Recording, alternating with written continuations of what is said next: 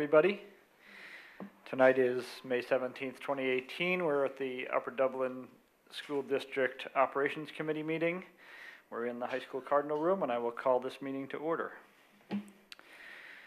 We have one presentation tonight from Breslin Architects about the Sandy Run Middle School project.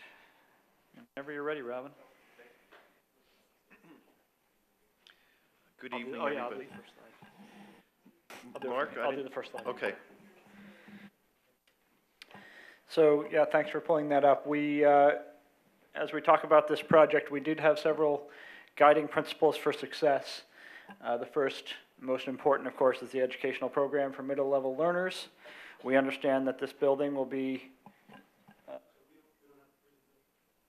oh, do we not have the presentation on board docs, Brooke? No, we don't. Okay, so for the board, you can see it up there. We understand this building is a community asset and will serve as a community asset for approximately 50 years. We're looking for a practical, flexible building design because it does need to last 50 years. Energy efficient, maintainable facility. We want to take advantage of the features of the site and work around its challenges, not only to reduce costs, but to also get the best possible building we can get. We want the phasing of the project as we go forward. It's a 50-year project, but there will be 3 years of work, and we want to minimize the impact during those 3 years. Obviously looking for quality construction, and there's a tight focus, as always, on budget and schedule.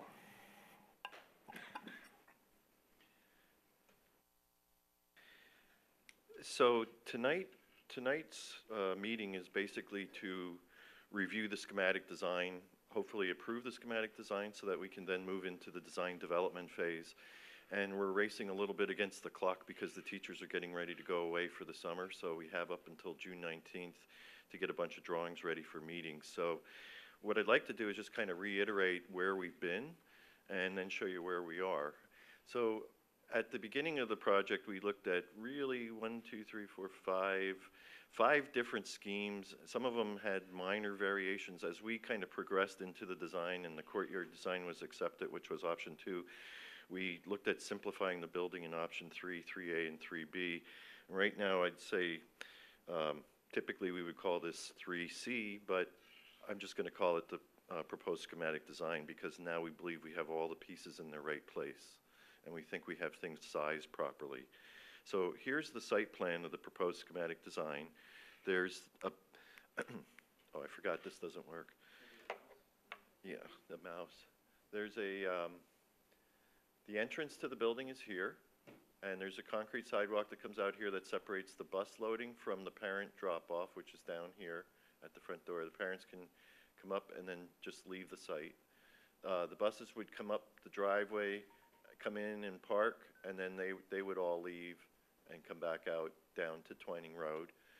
The building has like a main street that runs across it from the front entrance here to the entrance over on the other side, which can be for pedestrians that would be coming in this direction.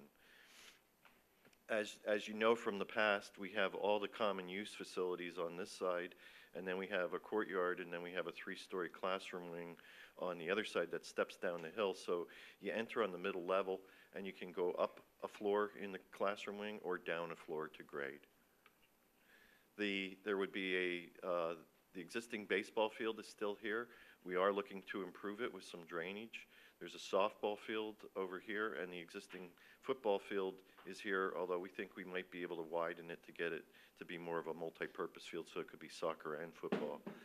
You also have a new multi-purpose field here.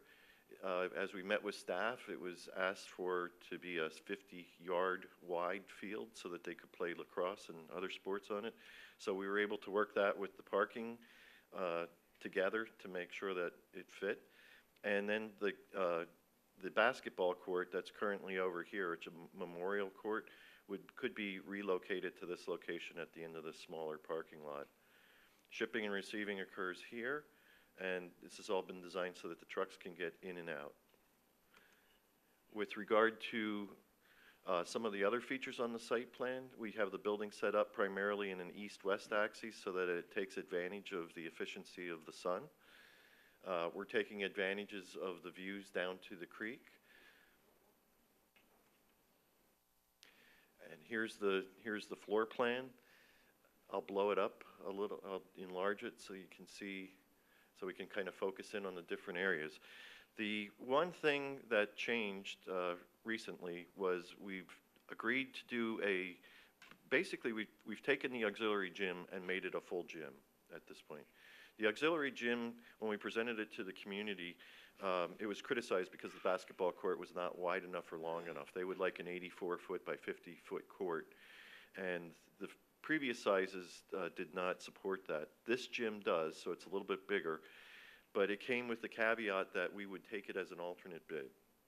It would be a deduct bid, and we think it's relatively worth about, what, $2 million, $1.5 million to $2 million. So that it's kind of our big alternate bid that if prices keep inflating as they have been recently, that we have an out. We have a big piece that would allow the entire project to survive, with the exception of the second gym. The other thing that you see new in this scheme is the locker rooms. They've been developed because we thought that we could eliminate some team rooms and combine it with the locker rooms for efficiency purposes, so we went into the design, and Michael came up with a very nice, efficient design that works quite well. To the right of that area here would be, that's a big storage room to support athletics here, and there's another physical education athletic storage over here. But you have the fitness center here, you have the big band room here, orchestra and choral, and it surrounds the planetarium, the proposed location of the planetarium. And because we have the planetarium here where there are no windows, we would like to get 2 gang toilets, one here and one over here, to support the planetarium. The auditorium is right now designed to seat about 490 students, and on either side of the auditorium would be a large set of gang toilets. There's a large area here for women's toilets and a smaller one for men's toilets. Same thing happens in symmetry on the other side of the auditorium. So these toilets are located to serve large groups of people that could be in the gym, the auditorium, or the cafeteria. And over here is the cafeteria. We're in the process of working the design right now with the food service consultant. But you would enter the cafeteria here, you'd come into the kitchen, which will be developed as a food court, and then you'd be able to pass out and come towards the tables, towards the window and the pleasant space of the cafeteria. Right outside the cafeteria is a trellis that would provide shade for some of the tables that could be out here, and the kids can go outside and run around on the field because they would be supervised at lunchtime. The guidance area is right here next to the main entrance. And I'm going to go to the classroom wing right now and point out this is where the administration is right here. We put administration here because they can have really good views of the bus loading area and the parental drop-off in the morning. At the knuckle here, where the building turns, is the library, so it's in an important location. It's basically a 2-story high space, but you don't enter it from the 3rd floor, but you will be able to look down through windows from the corridor system into the library. There's another set of gang toilets right here, about an elevator, and the second elevator down here. Both of the elevators are near the stair towers where most of the vertical circulation will work for the school. In this area here, this is kind of the science area. There's 3 large science labs that we have for 7th and 8th grade, and then a smaller science classroom across the corridor for 7th and 8th grade. 6th grade is going to be a little bit different, and I'll show that to you in a minute. We have 2 special education classrooms here with a dividing partition, and there's some small group breakout space right outside of those rooms, as well as some faculty toilets. Then we have 2 other general classrooms here, and on the main floor here we have the family consumer science. On the lower floor, I think, was art, and the upper floor, the science labs. But they're slightly bigger rooms, and they all stack nicely. And then over here, you basically have where the teams are. There would be 3.5 teams over here, which means that there's some shared classrooms. The other thing I want to point out over here is that this is the, what do we call it? Project-based learning studio. Project-based learning. It's probably worth pointing out that the wording on this document is different than earlier versions because it adheres to the Plan Con descriptions of the spaces. Yes, thanks, Mark. That's a very good point. We must use the Plan Con nomenclature when we submit, and we're getting ready to submit this, so that's why we're using the plans. We do have a handout, though, that you can see where you can see your name versus the Plan Con name, so you can compare everything. Can I ask a Yes, question? sure. Did this design, did you eliminate the sort of breakout space in the teaming area No, I didn't point that out yet. That is right, oh, by the classrooms? by the classrooms, yes, we did. We went through an exercise where we gave the committee different options, cut this card or by a foot, cut that card or by a foot. We went through a lot of tough choices, and that was one of the toughest ones, but it did save quite a bit of square footage because it's a 3-story space. If you recall, what we did was we took these 2 classrooms here and we bumped them out about 10 feet, and we took these 2 classrooms here and we bumped those out too. So that was the extra area that we saved to get the building down to 210,000. Could that be an alternate It's not an easy alternate to because take. of the construction? Because of the construction, and it also is going to complicate the Plan Con process too. But mostly because of the construction, it would require very different structural systems for that part of the building. And then everything else that follows, there's a lot. You'd have to do it twice, essentially. You could do it, though. That's the right answer. Well, I mean, I guess you have to do it for the trade-offs, but I am disappointed. There is the big collaborative area right here at the end of this hallway as you're coming across. We're picturing this being floor-to-ceiling windows, glass that would take advantage of the view. And we took this small group room here and tried to combine it with that by having a movable wall. So this wall could open up and you could make that a rather large collaborative space. So it was a trade-off. We lost it at that location, but there's more of it down the hallway. But there's nothing in the classroom wing? No, there's not. Well, down at the very end, there's some small tables right here. Yeah. You could have a little breakout space. Can that be pushed out a little bit? It could, but again, we're making the building bigger, so we're going the wrong way. I know, but yes, it could, Art. It's Yes. the collaboration space that I want to try to maximize. And we could probably do something down at this end too, maybe down here, make that a little bit bigger and space for some collaboration. Any other questions on the main level floor? Yeah, the lockers.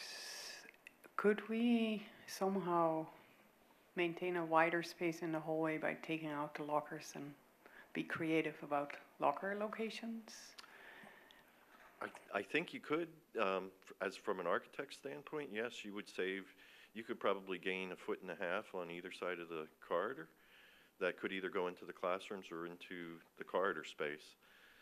I think the issue is administratively, can the school run without lockers? I think that's a question that as an architect I can't really But are you answer. proposing no lockers or a better distribution of the lockers? Well, either no lockers or an alternative to lockers. I mean, I oftentimes, it depends on what a school uses, but I don't think that lockers are necessarily used very effectively. And if you have space in the classroom for backpacks, then you may not need a locker. If you have a shelf in the classroom, put all the backpacks underneath. I mean, you would have to find a space for coats and stuff. But maybe we can be somewhat creative there and save hallway space to gain some space for either wider classroom or hallway space for tables and collaboration. I'm not sure if you've seen any of that, if you've done any of that anywhere else. I did ask that question, and we would be a pioneer if we were to do that for a middle school. And so our feeling was when we discussed that that's not something we're prepared to be a pioneer about. Why would that be? But it could be discussed more. I mean, Yeah.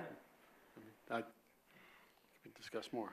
The other thing I could add from an architectural standpoint is that the lockers that are currently in the Sandy Run Middle School are 7.5 inches wide, and there's 2 of them, so they come in units of 15 inches, but they're 7.5 inches, and they're tall and narrow.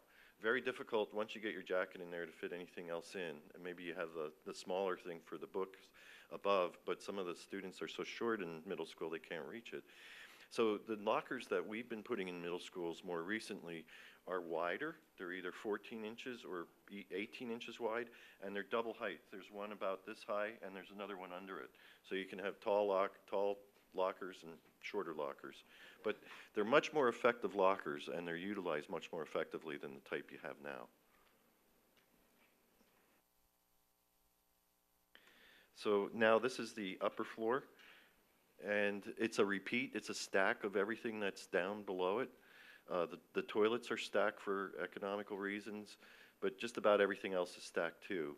You still have, you know, an elevator here, you have an elevator over here. Where the corridor broke through down below, now you have administrative space for a vice principal. We have a vice principal on each floor of the building right now. The difference on the upper floor is that you have the computer classrooms down here stacked above family consumer science. On the lower floor, we have the art classrooms because they've asked to be able to go outside to draw. And here's the difference in the science labs for the lower floor. There are now 4 smaller science laboratories down here. And then in the space that we had across the hall, that's where we moved the administrative of the vice principal. And we also got a large, long corridor space, which is excellent storage for textbooks and things like that if you put shelves down either side of it. So that's the ground floor. Can I? Oh, sure. Couple of things. The administrator on the middle floor, what is in the administrator's area near the entrance? Because if we are, I mean, I like the idea of having principals assistant principals on the different floors. I think that's definitely, I think a good thing. But I'm now curious, that seems to be a pretty large space now to me for the principal, so I'd like to know what's planned to be in there. It's actually, the space scheduled for this size of a building is very similar to other middle schools that we have built. So I think we have the right amount of space, but to be honest, we haven't gotten to the stage yet where we've developed who's in what office and where are the staff. That's the next phase. And then the other thing, the library, that is still only a floor in the middle, right? It's Yes. a two-story two-story space. library. And have you done anything in terms of planning those spaces in there? I mean, I see a wall or a semi-wall or a desk, or I'm not sure, and then a separate room. We have done very, very limited planning, but our experience tells us that we need to start laying it out in a certain way so that you can control access into the room. But that's the next stage. If you approve schematic design tonight, we'll immediately start working on developing the library and showing all the shelving and the desks and chairs. Yeah. And then one more, sorry, I'm being really curious here. And the science rooms. Is there between the two, there is a storage in the back? It's a prep room? It's like a prep room or storage, yes, you can use it. There's one that serves this lab here. This one has a shared one, so both labs share it. And then there's the science lab across the hall on the upper floors has its prep room across the hall. Okay. Yeah, And then right, and then the ones downstairs, they have 2 and the shared space in between, is that right? That's correct. They do, it's just that their spaces are a little bit smaller. The one thing I'm missing at the moment, and maybe it's the world language rooms. Because we took the labels off. I think the world language rooms were over here. Somebody correct me if I'm wrong. Yeah, there's a total of 5 world language rooms, and so 2 there, 2 above, and then 1 on the 3rd floor. Or maybe in the other wing, but there's a total of 5 of them. So the other rooms that are not, science, social studies, math, there's 5 world language, 1 health, 2 reading. I'd have to pull it up, but there are spaces for those things. And then the teacher collaborating space, is that in there too? Yes. Yeah. Oh, that's in the knuckle, okay. All right. Great, thanks.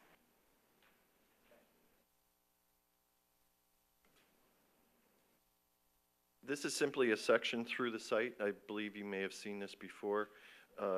The area back here where the shading turns later, that's your property line. So this is where the neighbors' houses are near Audubon.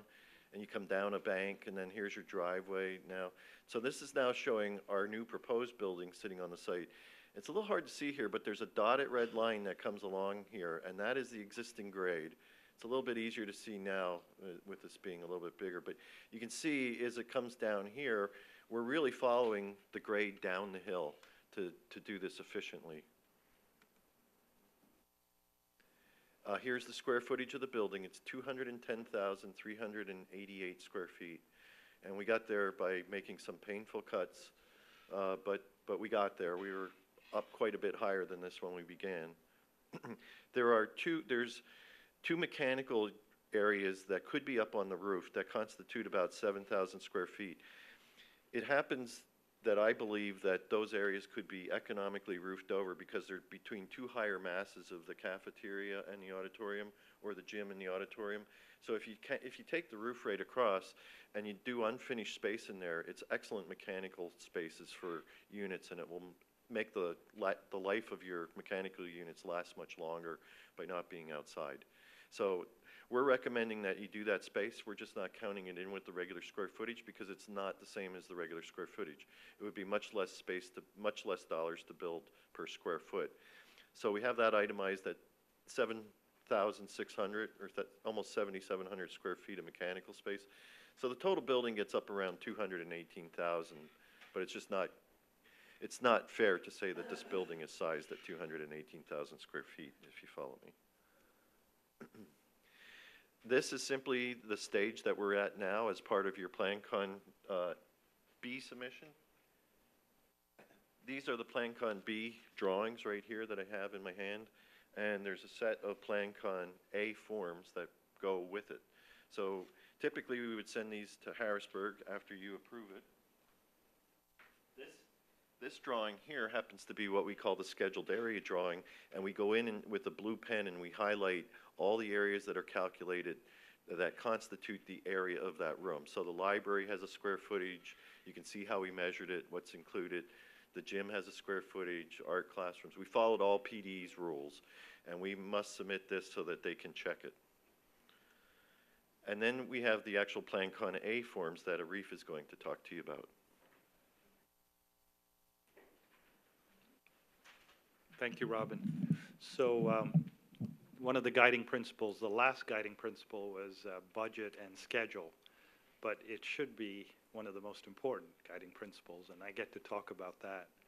So I do want to point out some of the questions you've already asked the board members and everyone, very astute questions. We are trying to manage the budget and the schedule. I know we'd like to have more things and everybody, wants more, but I think we're looking at some real good strategies, important strategies on how to manage the budget. The one that you heard from Robin is the auxiliary gym, because what we looked at is if for some reason we wanted an option after we got bids because of the way prices are to possibly reduce the program and not affect an everyday functional program, because you have a nice sizable main gym which has 2 cross courts and you have all those accessory spaces to go along with it. We felt this would be a good option. Again, we're not recommending it. We're giving you the ability to consider it in the future once you have real numbers and everything comes together. There will be a bunch of other alternates. I can tell you that is the first one of many to be discussed and brought to your attention. There will be other site alternates and other building system alternates that we will put together. Our approach is to keep the alternates as simple as possible, but meaningful. Meaning, I don't want alternates that are $10,000 because the reality is it doesn't really accomplish much except just cause a lot of commotion. So we want to have sizable alternates. You heard from Robin on that one. So that is one of the first ones. I just want to talk to you a little bit about PlanCon. Arif, I'm sorry to interrupt. Before you start, I just need a clarification for myself on Sure.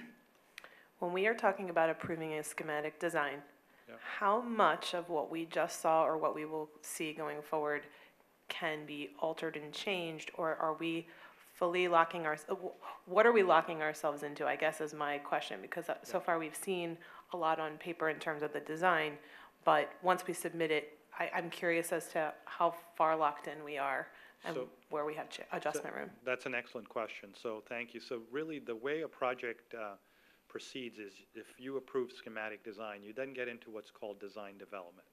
And design development is where there's heavy-duty meetings with the stakeholders, not that they haven't been now, but they become a function of designing the space within the areas that we give them. So you can change some walls within, you can change certainly the way the layout of the room is inside, but it becomes very challenging to change adjacencies right now. Meaning, let's just say, for example, you say the cafeteria needs to be where the gym is and the gym needs to be where the cafeteria is. That would not be a good thing to start changing after this. The other thing that would not be a good thing to start changing after this is to increase or reduce the size of the footprint.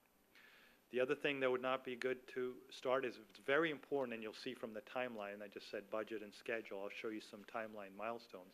We need to start the land development process. And that includes the stormwater, all of the design for the utilities and all those systems. And those are very, they're completely dependent on the footprint of the building, where we're showing the parking and all the other improvements. So within the actual rooms, right now it's free reign, like Robert said, the library is free reign, the cafeteria, we met with Kristen Dell, for example, Deli, I gotta remember that, that's a good one.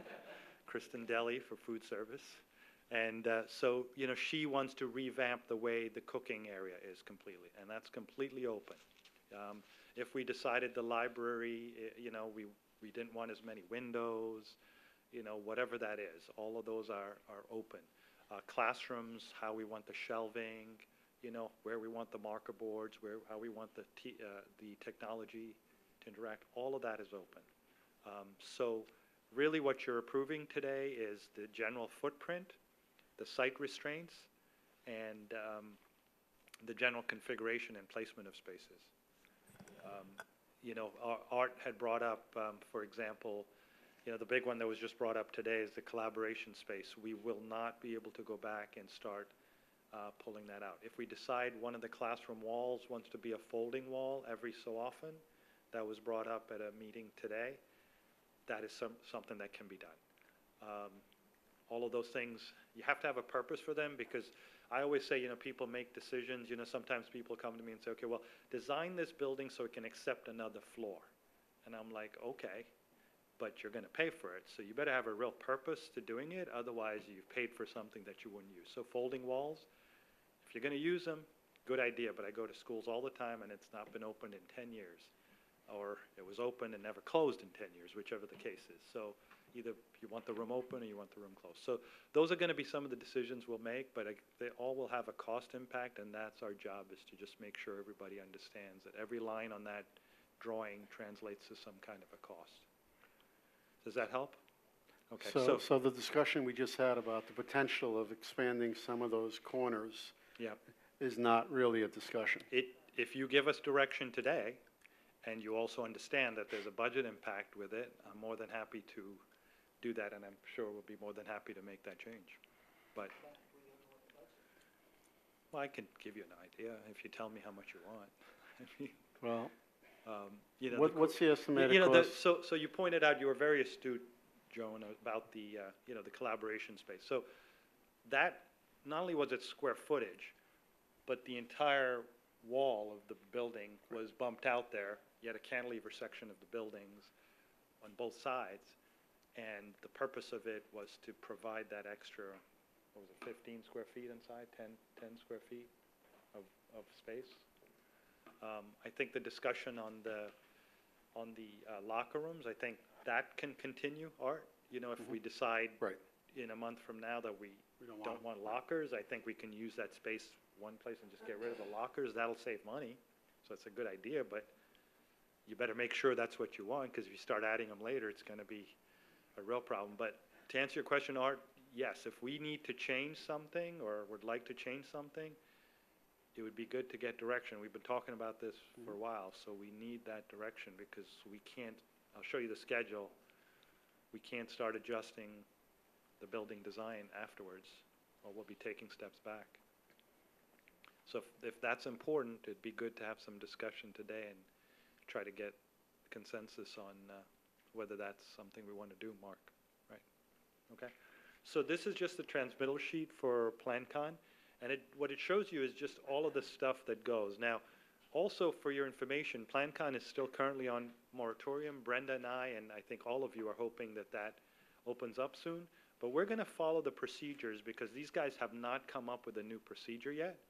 So we're going to follow the current procedure, and we hope at some point here the moratorium will be lifted and we'll be able to just submit our plans. We plan to submit them. We have a feeling, well, I know from other projects, they're either going to just keep them on file or return them to us. But we are going to follow that procedure. There's a couple of reasons to do it. One is we absolutely need to do it for Act 34 anyway. This is an Act 34 project, which means we're building a new building. We have to have the hearings for Act 34.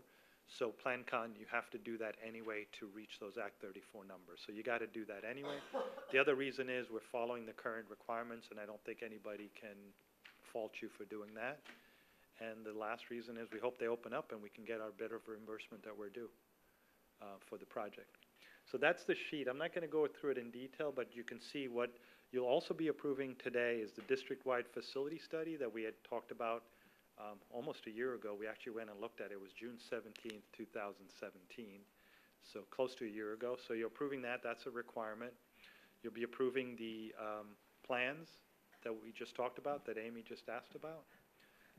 And you're approving basically all of these forms that we're going to... Yeah, Arif, just to clarify, we're not approving anything tonight. No, It's tonight. the recommendation of the Correct. committee to move it forward Thank you. to the legislative meeting, and even at the legislative meeting, the board can say no. Yes. Or I don't mean to use the word delay, but, to slow down the process because there are significant concerns from a majority of the board. Yep. Agreed. So the next very important form, I'm not showing you all the forms, by the way. I just picked out the ones that I thought would be of importance for you to see. The whole forms are on the board docs. So you have all the PlanCon A forms. If you want to ask questions about anything, I'll be happy to answer them. So this is the format that they want the project costs in. We already have the project costs broken down in much, much more detail, and I think some of you have seen that already before. But this is just the way they want it broken down. I will point out to you, it looks over there, the total project cost is $71,028,000. Now, what is in that number is the line right above it, which is the 1.4 million. That's the financing costs. And that is, again, just an estimate. You have not done any financing for this project. So we have a plug-in that Brenda got from the financial advisors as an estimate. It's about 2% of the project cost. That's how we came up with that number. So it's nothing too scientific.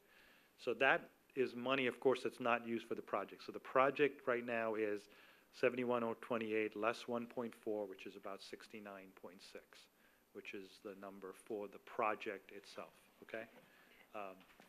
Go ahead. Do these numbers reflect what we assume for steel prices at the time when we're going to be purchasing, or we don't even know? Or are these just what we've had all along? It's basically what we've had. We did add a little bit on it for inflation, but the reality is, do I know what steel prices are going to be 3 months or a year from now? Not really. And that's why the alternates, we've already started to give you options. We are going to do regular estimates, much more detailed than what you're seeing here. And we will come back with that information, and we will continue to work together to manage this budget. Okay, the goal is to manage this budget and bring it close to that number and give you some options once we receive for you to either A, accept some things and increase it, or accept some things and decrease it, or stay on budget. That's really what we have to bring to you, okay? So that's...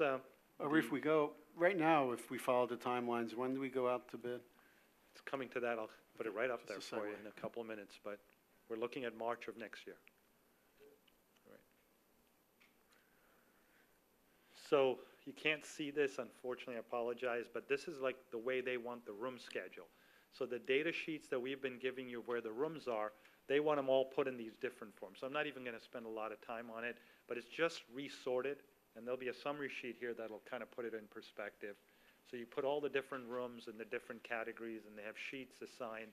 And the main purpose of this exercise from a PD standpoint is to develop what's called FTEs. Those FTEs are converted for two reasons. One is they're converted for reimbursement capacity.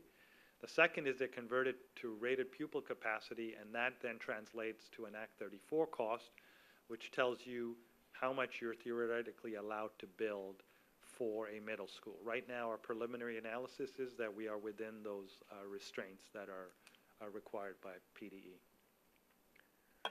Is FTE full-time equivalent or something different in this? That's exactly right. Oh, okay. You got it. Very good. So you'd actually be a good student for PlanCon. So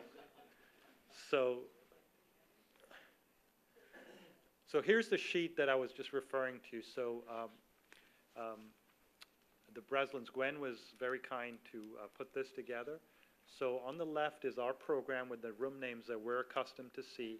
And on the right, we tried to match up what the room names are for PlanCon. I think we have that as a handout, or it's in your, to have them. So you guys have this sheet. So that's probably the best sheet for you to look at, because it's a nice summary of what's in it. And it tells you all the rooms. You guys have been asking all the good questions, so you kind of relate that back to the floor plan. Okay? That's just the second half of it. And then you see the total square footage on the bottom under both methods, and you can see the 210,000 square feet that Robin was referring to. And then as Art was asking me, again, we have a much more detailed schedule, but just very simply put, you know, we plan to be in the bidding phase. I said March, you know, right in the middle of that February to April timeline. We are hoping to get, the big thing there is the land development. So Amy, again, to follow your question, if we don't start this right now, like next week with the land development process, and we've got all the wheels in motion, we've got the geotechnical proposals out right now for the subsurface and the infiltration out. We've begun the traffic study. We got the traffic study counts done before school lets out. We're following those processes. So Brenda's been working with me to get all those on the agenda and the docket for you.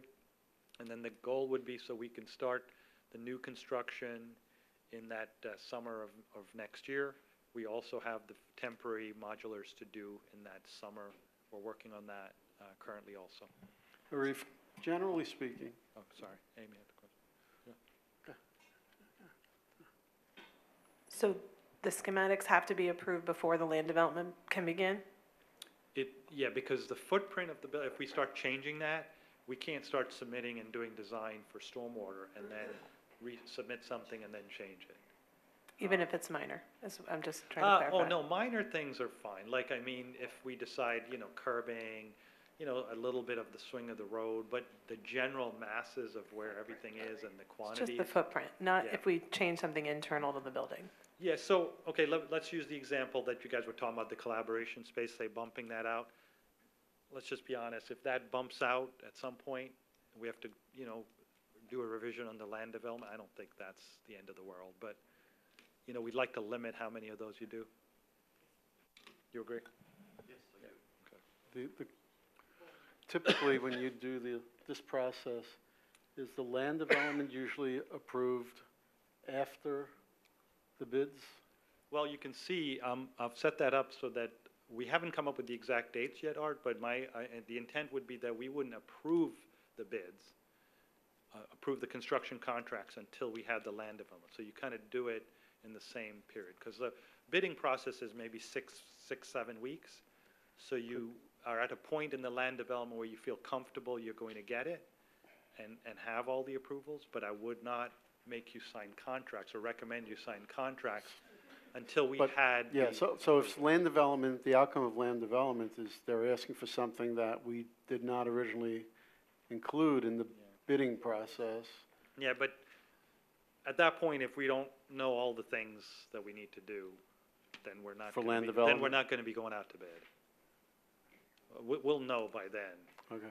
you know, we'll have gone through sketch plan, preliminary plan multiple times, we'll have met with them multiple times. We'll have submitted to the Conservation District, got comments back, you know, so we'll know all the things. There might be some final tweaks to do, I's to dot, T's to cross, but I don't anticipate that we'll be talking about pipe sizes or, Okay.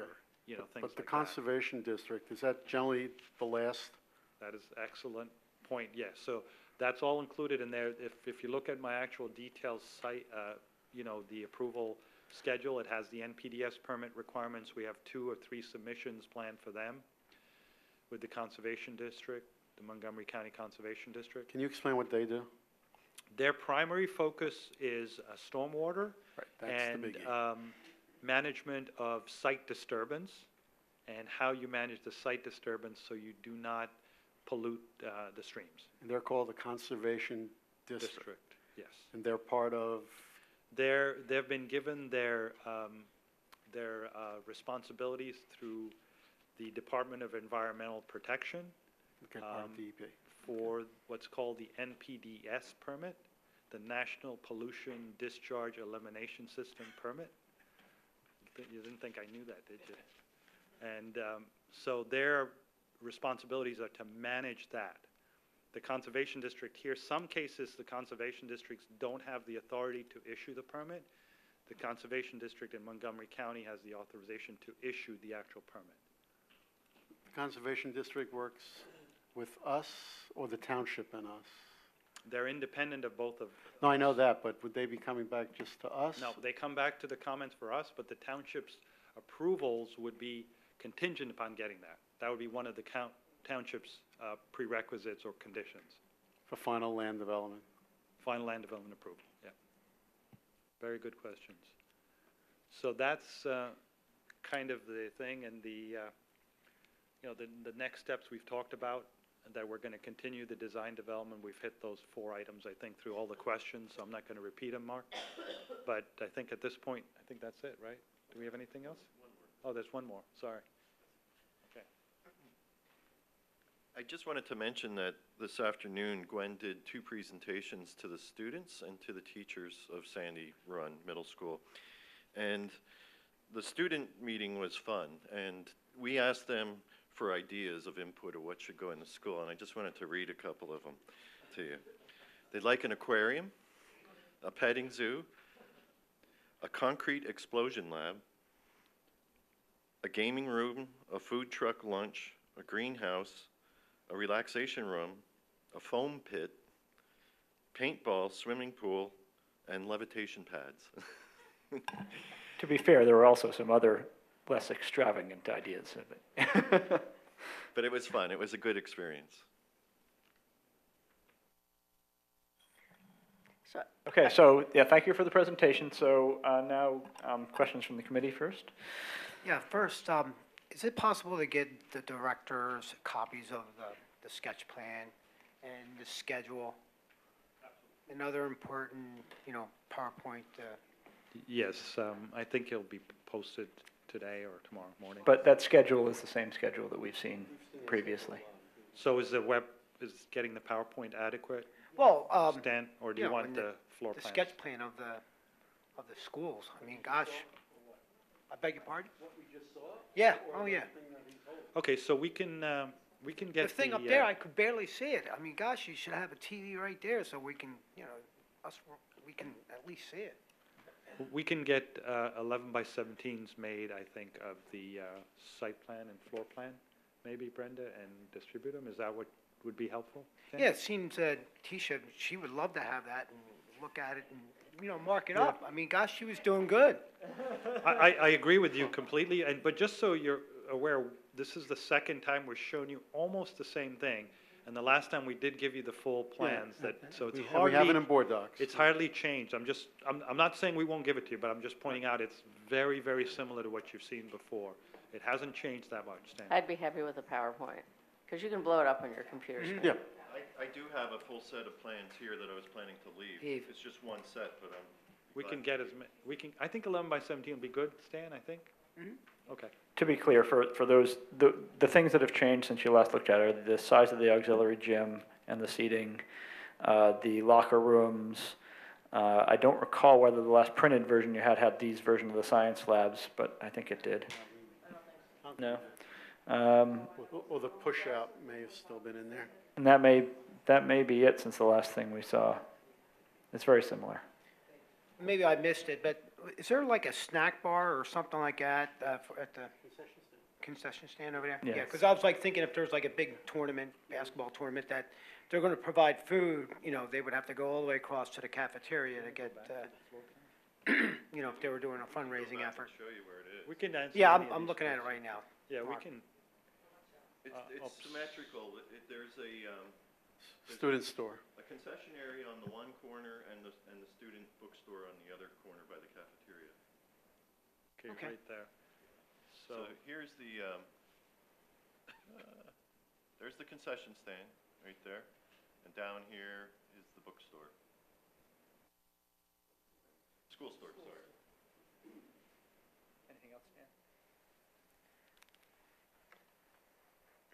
How long do you think the land development process would take in terms of the township, approving all the plans? That's why Art was asking those good questions. The timeline we have there is not, is aggressive. We're gonna need everyone's help and cooperation. We're gonna need to get things right, the first or second time at the worst. And, it is aggressive, but unfortunately, we are where we are in the timelines, and, it's been a process, a good process. So I've been forceful, but I haven't been, too demanding. You'll be dealing pretty much with Tom? Tom will be Yeah. one of the keys at the township, but we'll be dealing with all the departments, and the planning I mean, commission. well, last go around with the high school, we had Mets engineers, so they nitpicked on everything, We went through we've been through it. Yeah. Yeah. So it might be an easier path this year. We're this not time. taking anything for granted. We have a difficult site, as Mark pointed out, and there's some things that, honestly are not subject to discussion or, even negotiation or waivers. Some of it are, but a lot of it, we just got to get it done. So I think, we have considered that. It is aggressive, though. It's a very good point, Stan. So any help you can give us would be great. Okay, thanks. All right. Wait. Questions or Art? I'm on the committee. What I'm still a little confused about is just, I just want to see what we can do to increase some of the collaboration space, but still approve, and, still recommend that the committee, that we move this forward, but it was a little confusing in terms of what we couldn't add in terms of some additional collaboration space. But also, I think we need to clarify what we anticipate by the knuckle, that small group room and that other space could be. Whatever you want. I understand that, but if we use both of those spaces, how many students can we fit in there? So I think we have to also go over, you know this better than we do, is all of the collaborative spaces that are already available and how we can maybe modify some of the spaces to make it more flexible to be collaborative. So what we've heard from the teachers and others, primarily, they're not expressing this concern about small group collaboration spaces. I mean, we did have more of it in earlier versions of the plan, but there's still a fair amount of it in here, and they seem satisfied with that. The thing that they're asking about are large group collaboration spaces, for which we really only have the knuckle, plus, of course, the library, the cafeteria, the gyms, the planetarium, those kinds of spaces. And it's just not economical to plan large group collaboration spaces that will be underutilized. So you want the spaces in the building to be used most of the time, or it's not worth building them in terms of the dollars. And so my recommendation, I think the recommendation of this committee as we've continued to move forward through this, is to make best use of those spaces I just named. Things like the planetarium will be much more utilized in the future design without having the original projector in the middle and having 60-something seats instead of approximately 50. It'll be much more flexible. We could have movable seats in there. We haven't spec'd it out yet, but but it's something we can discuss. So for large group spaces, that's the thing that we've heard more about, and I think we do have large group accessible spaces here. It becomes a question of logistics and scheduling. If I could just add, I think, I forgot to mention this, Mark has been a champion in terms of, getting to the stakeholders, getting information, deciphering the information, translating the information, and just being the point person to help with a lot of that stuff. He really has been a champion in that. I would challenge us, though, some of the spaces that I think I would challenge the administration, the principal, everybody is the auditorium, in my opinion. How, that is one of, you looked at that plan, we'll go back here. It is a big portion of that center space, and it, in my opinion, in middle schools, and actually even in high schools, auditoriums are not used for the space that they are. You have a stage there, we were just talking about that earlier.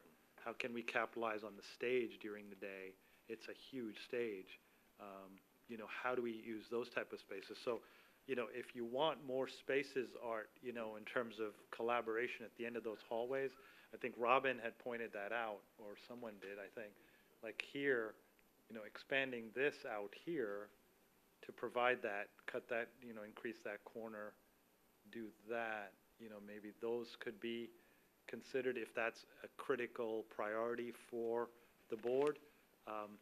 Again, they would add square footage, they would add cost, so we're going the opposite direction of some of the questions that are being asked, but those could possibly be an alternate, just those. Now, the other one that you wanted right in the middle, I think is a very difficult alternate, but that, Mark, could be an alternate if the board feels that it must need more space, but is it at the right spot out there?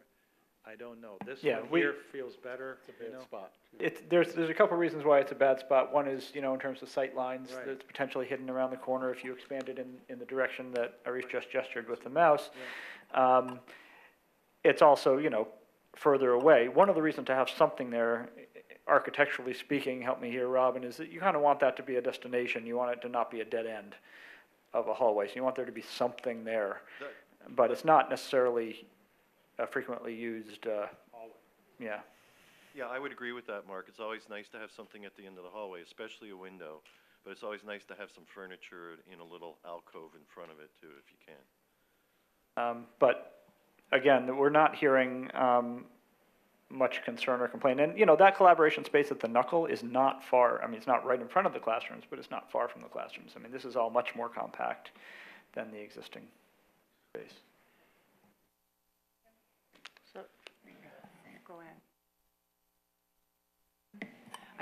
I think we really need to look at how we use those spaces, like the cafeteria, like the stage. I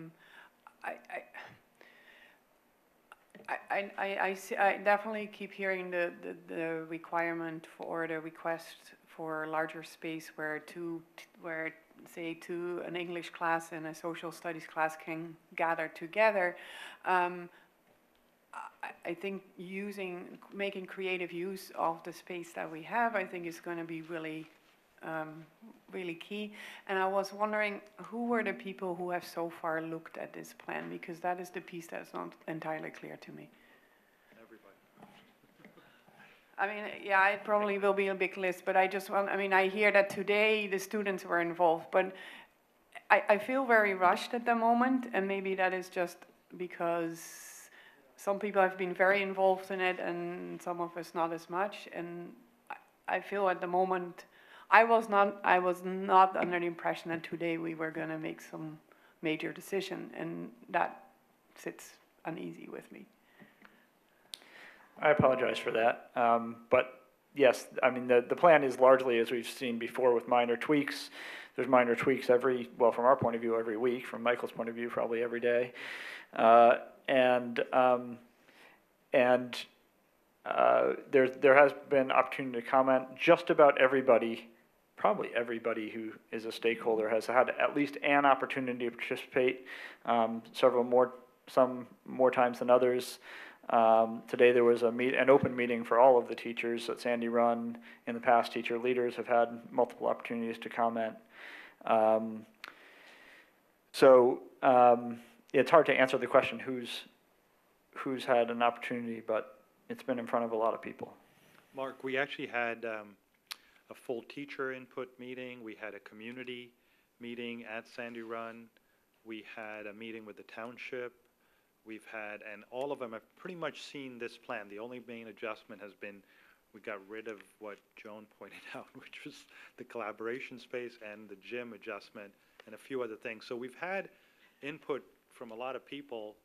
I don't know that we've gotten anything that was substantive in terms of not liking something or asking for something to be changed. We've been keeping notes from all of that. There was only really one substantive thing that I can think of. One community member had a suggestion about an alternate layout for the general massing of the building where the classroom wing was and where the cafeteria stack of things were, basically swapping those things. And the architects did lay that out and evaluate it, and we all ultimately decided that this layout was preferable. But other than that, there's been minor comments and minor tweaks, and those have been taken into account. I think from the last meeting, when we looked at this, something very close to this, there were concerns raised about the courtyard, the utilization, the access. There were also concerns raised about the walkway area from the classroom wing to the main building around the knuckle. Can you address why, if they were tweaked or weren't tweaked, how you came to that decision? One of the alternate scheme that Mark was just talking about too was a scheme without a courtyard.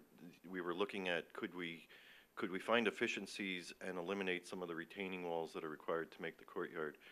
But it turned out that the other scheme was really a scheme that only worked on a very flat site, and you ended up with a bunch of windowless classrooms at some places. And then there was other places where you were just changing the cost of putting the money into a retaining wall as opposed to bringing in structural fill, and building up the pad to be able to make the building go flat. And then you would have deep foundations, which would also add to the cost. So it was kind of a wash. So those were kind of the main issues about the courtyard with regard to the construction cost. So we dealt with that. And then you had asked a question about the connecting bridges. We made the elevated corridor to the right a little bit smaller. We took about 2 feet out of the width of it, but we kept the one on the left in front of the main office. We kept that wide because we feel that that's going to have a lot of traffic going through there. Does that answer your question?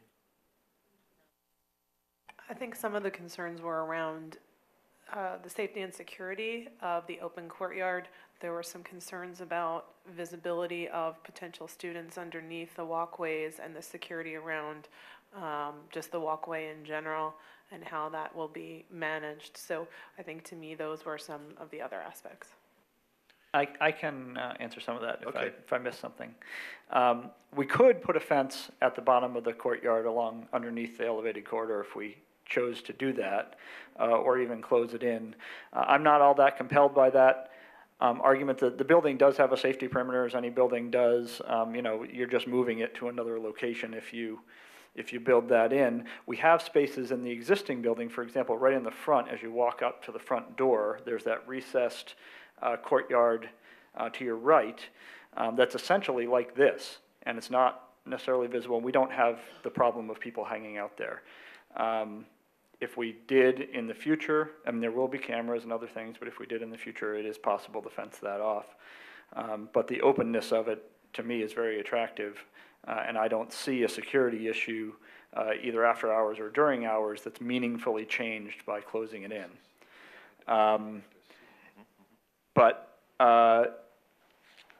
Let's see, I'm not sure I understood the question about the walkway, your question about the walkway on the left. The corridor on the left in front of administration. And I may have this wrong, but my impression was that it's elevated. No, that's on grade. It's ground. Yeah, only the hallway that's to the right of it. It runs north-south on the right side next to FAMCon Art and Tech Ed. That one is an elevated corridor. It's only on the second floor. And it's a glass enclosed corridor. The only other comment I'll make too is in terms of this as an open courtyard, that whole Main Street, as we're calling it, in front of the auditorium, that is also have glass looking right into that. So really, you know, you have visual, other than someone trying to hide behind a column that supports that one, you know, anybody looking from Limekiln or off that multipurpose field, you know, can see right into that courtyard. And then from the building, all four sides you can see in the courtyard too. But the courtyards, you know, somebody asked me this the other day, like, why do you have courtyards in buildings? And the simple answer was, when you have buildings of this size, you need to get natural light into the classrooms. And there is no other way to create efficient layouts without creating courtyard versions of some kind. And that's why almost every building of this size, other than some where the site just lends itself to it, have to have courtyards of some kind to get natural light. Some of them are like light wells, some are like, you know, some of the old schools, they're like tunnels, you know. There's different ways they've done it, but I know this is something that we've all struggled with. I'm not saying it's a perfect solution under any circumstances. I don't think anyone here would say it's a perfect solution, but I think it's a solution that's demanded by the virtue of the site and the need for natural light in there. And I think we've worked really hard to try to come up with the best solution we can. And I think it still gives you flexibility for how you manage that and how you use the courtyard. We still haven't developed exactly what's going to happen inside there and what we want to spend on in terms of putting, you know, concrete or areas. The one thing that was important, if you noted, the art rooms were on the ground level, so they could go right outside there. We're hoping people like that might adopt some of the courtyard, you know, and it become a more functional space. And then up at that upper level, there's access, right, Robin? Yes. Right here, there's access here where you can come out and use this area here as part of the courtyard right off of there. So you could have that possibly as a use.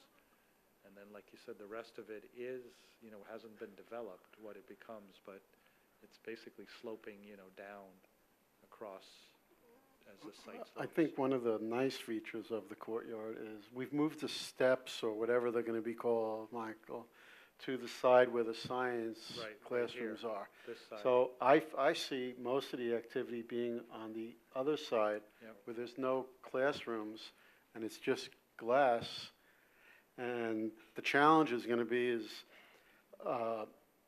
what that space is going to look like in terms of how much space can you get that's fairly flat, you know, and then how do you elevate it as you go through, and you know, which side are we going to maximize usage? But the beauty is there's no classrooms that it would disturb on that one side. So I see everything going on the north side, and very little going on where the science labs are.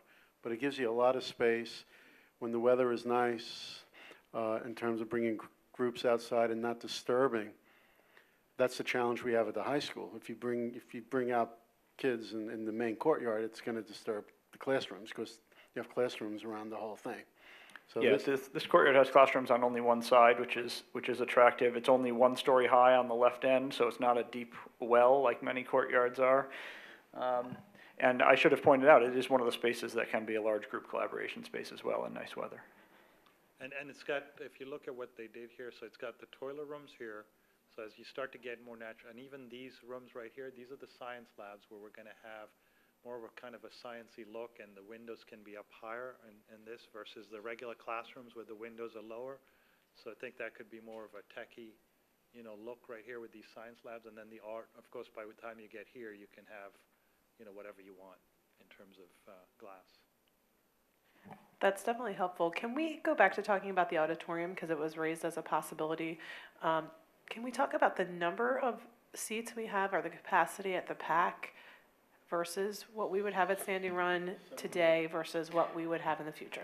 Sandy Run today has 400 seats. The PAC has 800. I've heard alternate numbers between 798 and 802, but it's somewhere in that range. 502 Virginia, is that 502? 520 Virginia Drive, the new township owned building that will house the library, has a 300-seat auditorium. And this, as drawn right now, has 490 seats, although it hasn't been developed, so that could change by a little bit, right? Not a lot, yeah, but approximately 490. So it's about 20 to 25% bigger than the current one. And that was the goal. We do occasionally have standing room only events at the current one. So the goal was to just expand it a little, but not a lot. So in terms of our discussion on collaboration space, we could, I mean, you could really use a good section of that auditorium for that purpose, especially if you have some space to put materials to the side. Yeah, Is and that we right? could talk about whether some of those seats should have, the fold-out desks or not, or something like that. All that is to be determined. But the stage is also, the stage could be a separate collaboration space potentially. If I could add to, the planetarium is designed right now to seat 60, and the planetarium director would like to have movable seating, not the fixed seating, so that could also be a space that could be used for collaboration. Yeah. And then the auxiliary gym could also be used, I assume, or is Right, it's that a more for? high school size court and 100 seats. That's what we have in there now. Depends on the flooring, which we haven't discussed. What about the special spaces for speech? So there's, in the floor plan, can you go to the classroom wing? In the classroom wing, there are, on the 3 floors, there's a total of 9 special education spaces allocated, plus, of course, spaces potentially in guidance or administration as appropriate for meeting spaces and other things. So each floor has, there's the 3, you see the 3, yes, right there, those 2 rooms are identified as special ed classrooms. There's also a separate autistic support room, a separate learning support, emotional support, and life skills, plus those 6, plus a variety of small rooms for meetings, testing and evaluation, et cetera, therapy, one-on-one kind of therapy as well. And we just met with Michelle Clegg about utilization of those spaces and how they'd be divvied up and carved up. There's some small rooms that you don't notice. Right. I know, I think Robin was going to show them. Gwen, what's this one right here? That's the IDF. IDF, sorry. That's To the right, all the way to the, Over more, Robin. Right. this one. yeah, that one. That's a Okay, small one. room on each This is floor. a big one right here. There's a big special ed classroom here, That's the, and right here. Oh, this little one? that's another little room. Don't we have another one over here somewhere too? There's another office, No, those 2 special eds and those are faculty toilets. right. Okay.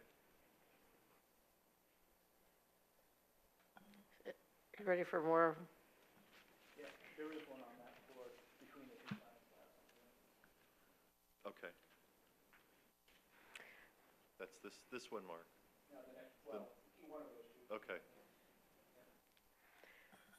So I just have a couple.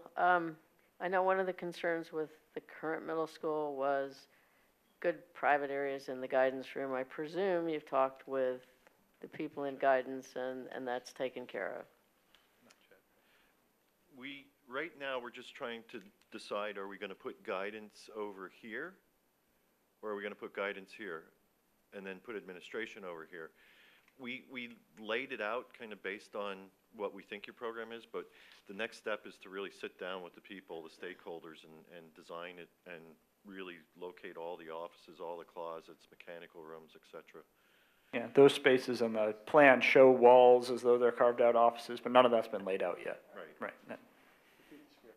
Square footage is sufficient for being able to handle that. Correct.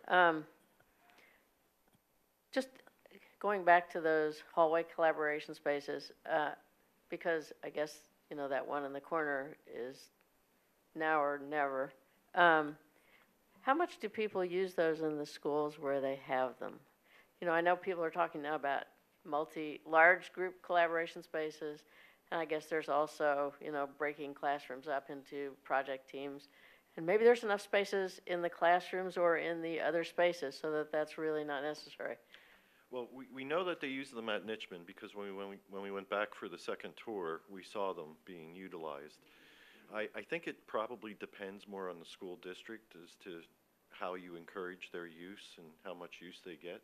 But I think the way that the whole school industry is moving, it's moving towards 21st century learning and collaboration. So I think these are only going to be used more and more in the future. So, I mean, The trade-off on these things when you put them like out in a hallway is supervision. So, the more you build them, the more you're separating your classroom, the more you have unsupervised students. I mean, I would defer, because I understand their trade-offs and their schedules and there's costs and all that other stuff. If it's not that expensive to expand that little corner, I don't know. I don't know how much, and I don't know what other people think, but, I think maybe we need a rundown on paper of what collaborative spaces are available and how many seats per space we have. Because we heard from the project-based learning team and the individualized learning team that they need a space potentially for 100 kids if they were to combine two subjects. I don't know how many spaces we have like that and how many concurrent openings we would have, you know, at one time during the school day. So maybe if we saw in a list form how many collaborative spaces we have and how many kids they can accommodate, that might help this process. So it's a great point, but just, again, I'm not trying to rush you here, but if you look at the chart that we gave you, okay? Look at the first section there that says general education, the single chart, sorry, that compares all of that. So Amy, if you look on the general education, look at the last three rows there. So let's start on the bottom, collaboration at Knuckle, go across, that's 706 square feet. There's 3 of those. You see that? So a 706, just to give you perspective, like PD says anything over 660 square feet is a classroom. So 706 square feet is almost our classroom. Our classrooms are 820 square feet. So, Sorry, how many kids fit in that space well, theoretically? like I'm just saying, a regular classroom, you could put 25 kids. Okay. Yeah. So you could put 25 there. I don't think you're going to use the collaboration in that format, but you could easily fit 25. Now, so that's just one of them, right? Or 3, actually, of those. 1 on each of the floors that we saw, right? Then the next go up at the end of the wing, there's 107 square feet, so that's much smaller. There's 3 of those. So typically what they say, just a rule of thumb, 25 square foot a student. So there you're putting maybe 4, 5 people are sitting around a table, right? So that's kind of a rule of thumb. Correct me if I'm wrong, guys. Right. Okay. Yeah, that's right. All right. So that's that. And then there's the ones at learning support. Those are those 6 of those, right, Gwen? The learning support ones. Those are the 6. If you go to the floor plan, Robin, where's Sure. that backwards? Go back. So there's 6 of those right outside the classroom wing there, across from science there. If you go to the below. Use the mic because we record. Oh, sorry. So the 6 we're talking about there at the learning support, those are the 6 right there across from science where I have the thing right there with special ed. See those? So that's, again, just, 4 people at a table. You see that, Amy, so far? Okay, so that's the breakout of this specifically assigned collaboration space. That does not account for what we're doing with the challenges of the auditorium, the stage, any of the other spaces that you want to try to capture for that. So it's not, I wouldn't say it's an excessive amount, but I also don't think it's a small amount without you really having a game plan for executing and using those spaces, you know? As on this, is that 706 square feet, both the open area and the glass enclosed area, or is that just? No, no, just the open So area. the enclosed area is where on this? So there's the Right. small group room listed about 5 rows up? Right, so the Yeah, so there's- 706 is that. Yeah, so that opens up into a 1,500 square foot Yeah, what's that room area. designation? Small group, so Yeah. that's the small group, that's the 747, 3 of them, Gwen? Yes. So that's the small group, like, two lines above the collaboration, it says small group. The 747, there's 3 of them. So there's another classroom, I guess it's a classroom, that's what Mark's pointing out, there's a classroom-sized space right next to it, which we're not calling for collaboration, but I'm not sure exactly how we're using that one, but. So I think there's an adequate amount, but it's not excessive, it's not been ignored, but it hasn't gone overboard. And I'll take responsibility and thank you for Gwen and Michael for agreeing to take that out, because I'm also, every line on the paper is a cost, and that bump out that we had that you pointed out, and I think those were very small areas. Those were kind of equivalent to this size, were they, or were they bigger? Yeah. A little bit bigger. They were slightly bigger than that. They were over here, right where she pointed out. They were right there, I think. Yeah, they were just like that without the toilet rooms. They were, one side of the hallway and just a little wider because they didn't have the toilet Yeah, rooms. so they were right there. Yeah, That's what we eliminated. Yeah, and I think the issue with all this collaboration space is that right now we're talking about educational programming changes that we're anticipating are going to be using that. And I think we want to make very sure that if you're building this new thing that we can do that and we're not saying, hey, we forgot something. And I think that is really what we're struggling with here a little bit. And that's why we have to really think about this and also make sure that stakeholders have really thought this through rather than sort of given it a cursory attention. And I know some of you have been very involved in that, but I just want to make sure that teachers and users of the building have really given that some very deep thought. And it's hard to imagine those kind of things if you're not currently using it in the way we hope to be using it. One of the things you mentioned, the health or the the suite for guidance, the nurses suite and the trainer. Is there any way that can be dual use, or do they need to be separate? Trainer for the gym? Yeah. We don't have a trainer there. Do we have a trainer? There's no athletic. I thought there was a space in there at some point. The fitness room, but that's not. There's no trainer or anything. So any kid who gets hurt after hours, where do they go? Because that's. I've had that experience several times. I was curious. After hours meaning when the nurse is not in the building? Correct. And Yeah, we call 911. I don't know, right? If it's, yes, call 911, call parents, yeah, as we do now. Okay. So, this may not be the right time to, I mean, I don't want to belabor things that are down the road and but I'll just ask if this is the right time or later. In terms of bathrooms, do we have in mind a design that accommodates various, like gender neutral and all that? That's already taken care of. Okay, thank you. You can see on the plan, there are some toilet rooms that are marked T. That's a single toilet.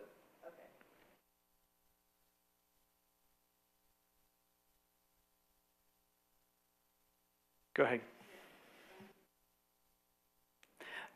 Not the design here, but the trailers or the temporary space in the process.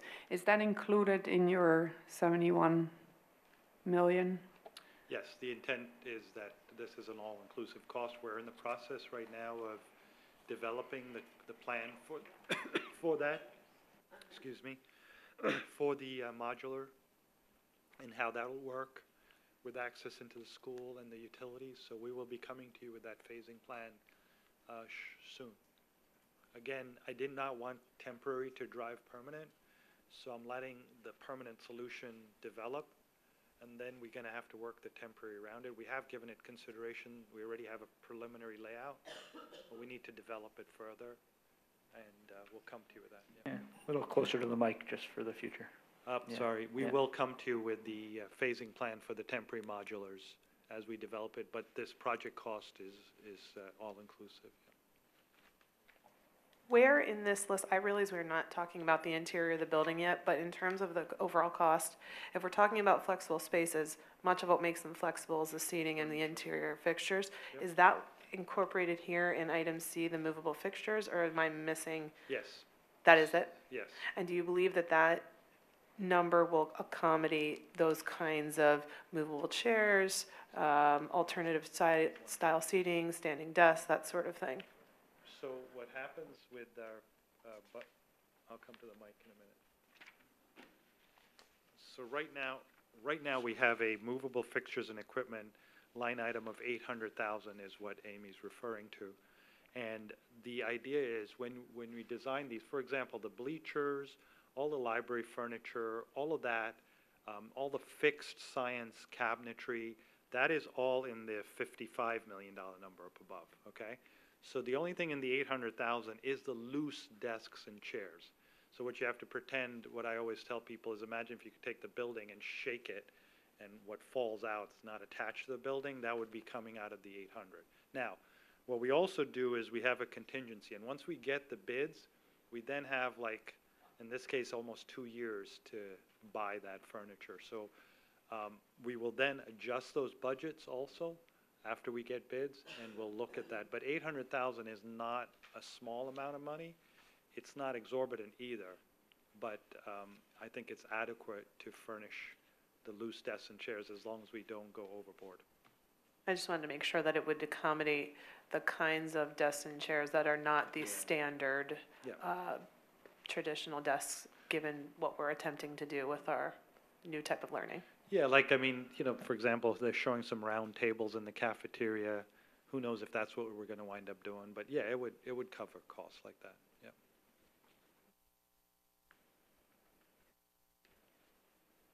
It's a good question, though, all good questions. Any other comments or questions? Joan? No, just thank you all. I mean, I know the committee's been working really hard and appreciate it. Rob, you've been quiet over there, you all set? Okay. All right. So thank you very much for that presentation. We will move forward with this it'll be on the agenda at the next legislative meeting so that we can move it forward to land development, et cetera. Yes, we'll just need to decide if we want it to be on June 4th or June 14th. Well, that's an interesting question, because we have at least 2 weeks, if not 3 weeks, before we move forward. So if there are board members that have concerns, there can be an additional meeting. It could be an informational meeting where we go through this again and you can ask questions. I mean, there is time, but if you feel comfortable moving it forward, then we move it forward, but there is time. My only thought, my son came home today and said, "Oh, Mom, I wanted to go to the Sandy Run meeting, the project meeting, but I had jazz band." Mm-hmm. Could we do a quick and dirty Survey Monkey just for the faculty and the students to ask very specific questions? The locker question, the how many times a day are you desiring to use a space of 50 kids or more? I just think, yes, it's great that we invite people to meetings. I feel like maybe we're missing a piece of the feedback for people who just can't get there. I don't know if that's reasonable to do in that amount of time, but limiting it to like 5 questions that we are just issues that we're concerned about. On the large group collaboration spaces, I think we've had that one, and I think the people who have needed to have input into that have had input into that. The student meeting today, Yeah, I'm sorry Lou couldn't be there. It was fun. We could potentially do another one, depending on schedules, with what else is going on at the middle school. And the students also had opportunities, there were, at least a lot of them, were asked to provide, what did we call them, idea boards, something like that. So I'm not sure who was asked, but there were a lot of those, and they were pretty interesting and creative. So the question is, if we asked questions like that, would we get meaningful, actionable feedback? And if we're not going to get meaningful, actionable feedback, I'm certainly disinclined to slow down for it. We can certainly do it anyway, but I wouldn't want to allow it to hold up the schedule unless we really believed it was going to change something meaningful. And at this point, I feel like, having been involved through the whole thing, I don't feel like it would. But,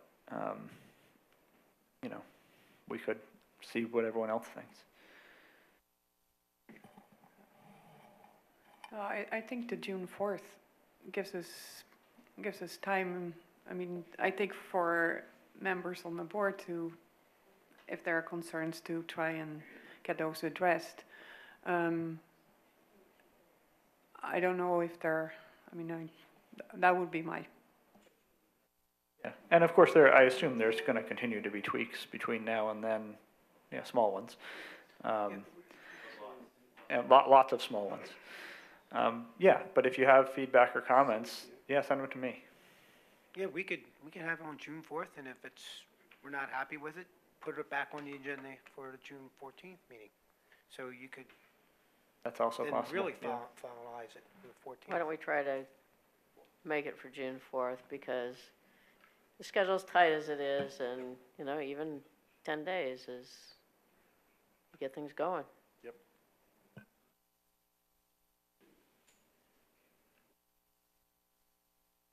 All right, so thank you for the presentation. Why don't we, why don't we do a round of community input on this, thank you. Round of community input on this topic only. If anyone's interested in, yes, while the architects are still here, you know the drill.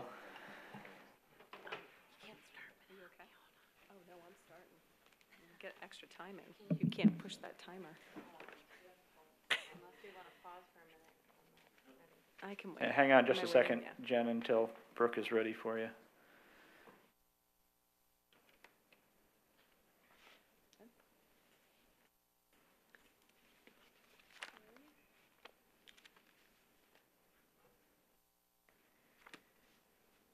Oh, geez. I don't think it's enough time. Okay. Jen Kuznets for Washington. I wasn't here at the education meeting, but I watched the education meeting, and I appreciate Amy and Titia's concern about the large group spaces.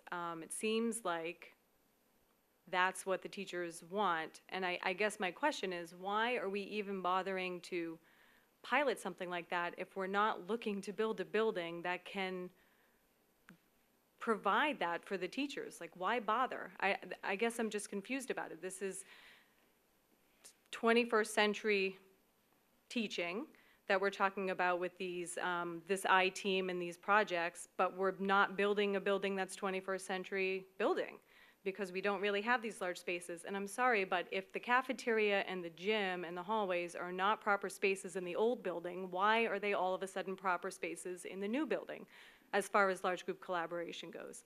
And if you're going to move in this direction, then you've got to think that you've got 6th grade, 7th grade, 8th grade all trying to do this I-team, this, whatever these projects are, these learning-based projects. They're all going to need large spaces. They can't all be in the gym and the cafeteria. It's just, I feel like we're rushing this building. It's not a 21st century building. It's new. We've got central air. We're going to have great technology. It's going to be wired to the hilt. But as far as spaces go and what our teachers are asking us and telling us that they need, we're not doing it. So I have a big concern with that. And the small group collaborative spaces are basically empty classrooms that were the size of a classroom that we're calling small group collaboration spaces. So again, that's concerning. I also am wondering if somebody can explain to me just the alternate bid, I guess, process. If we have the gym be an alternate bid, is it additional money outside of the project, or is it just we're trying to find a cheaper way to do it? I'm just confused as to what that process is. And how many proposed alternate bids do we have on the table right now? Not future ones, but ones that have been discussed already. I know it's the gym. I'm wondering what other ones have been discussed. On the upper level, we said something about it can house 3.5 teams. What is the other half of the team? I got confused about that, or maybe I misheard something. And then can the public get a copy of all this stuff that you have, the room schedules, how many rooms in each? Is that all up online already? Or is it only the presentation that was up here on the slideshow? What are the sizes of our classrooms now, and what are they gonna be? When we talk about using the auditorium as a large group learning space, there are no windows in that. We talk about light being a big deal for learning and things of that nature. And then what kind of messes are some of these? It sounds like some of these projects are going to be really involved, and our kids going to be lugging their stuff to the cafeteria, to the auditorium, lugging them back. Where's the stuff being it just seems pie in the sky to say, well, we'll just use the auditorium. It's not what we need. And I am curious as to how much does the building that we want cost? The building with removable walls, with the large group collaboration spaces, how much is that building? And then I want to know, the library is 2 stories, it's like 1 floor but 2 stories. Can we add a second, does it need to be 2 stories so all the heat is up top there, or can we add a floor to it and make that a larger group collaborative space? Does it have to be windows looking in and down? Like, it seems like it's usable space in there that we're just kind of have air floating around in there. And then the computer rooms, I'm just curious what we actually do in computer rooms now. Before it was, kids learn to type, and every child has a Chromebook. I feel like a computer class could happen literally in any classroom, anywhere, because we've all got our electronics, so I'm curious what happens in those rooms. The size of the science labs, some of them were called small, like the smaller labs. I'm curious, are they smaller than what we have or bigger than what we're gonna get or what we already had? And then on the PlanCon thing, number 19, it said that we don't have any health or environmental issues. We don't have asbestos in that building. We're remediating all the other buildings for asbestos. They're all built around the same time. So I'm just curious why it says that we don't have any health concerns for that.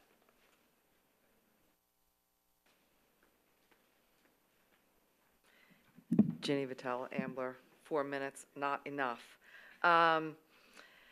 Okay, I hear a back door for pedestrians to enter, and I'm thinking we're all focused on having 1 door entry, so there's an alarm and people check in. So I don't know why we have that.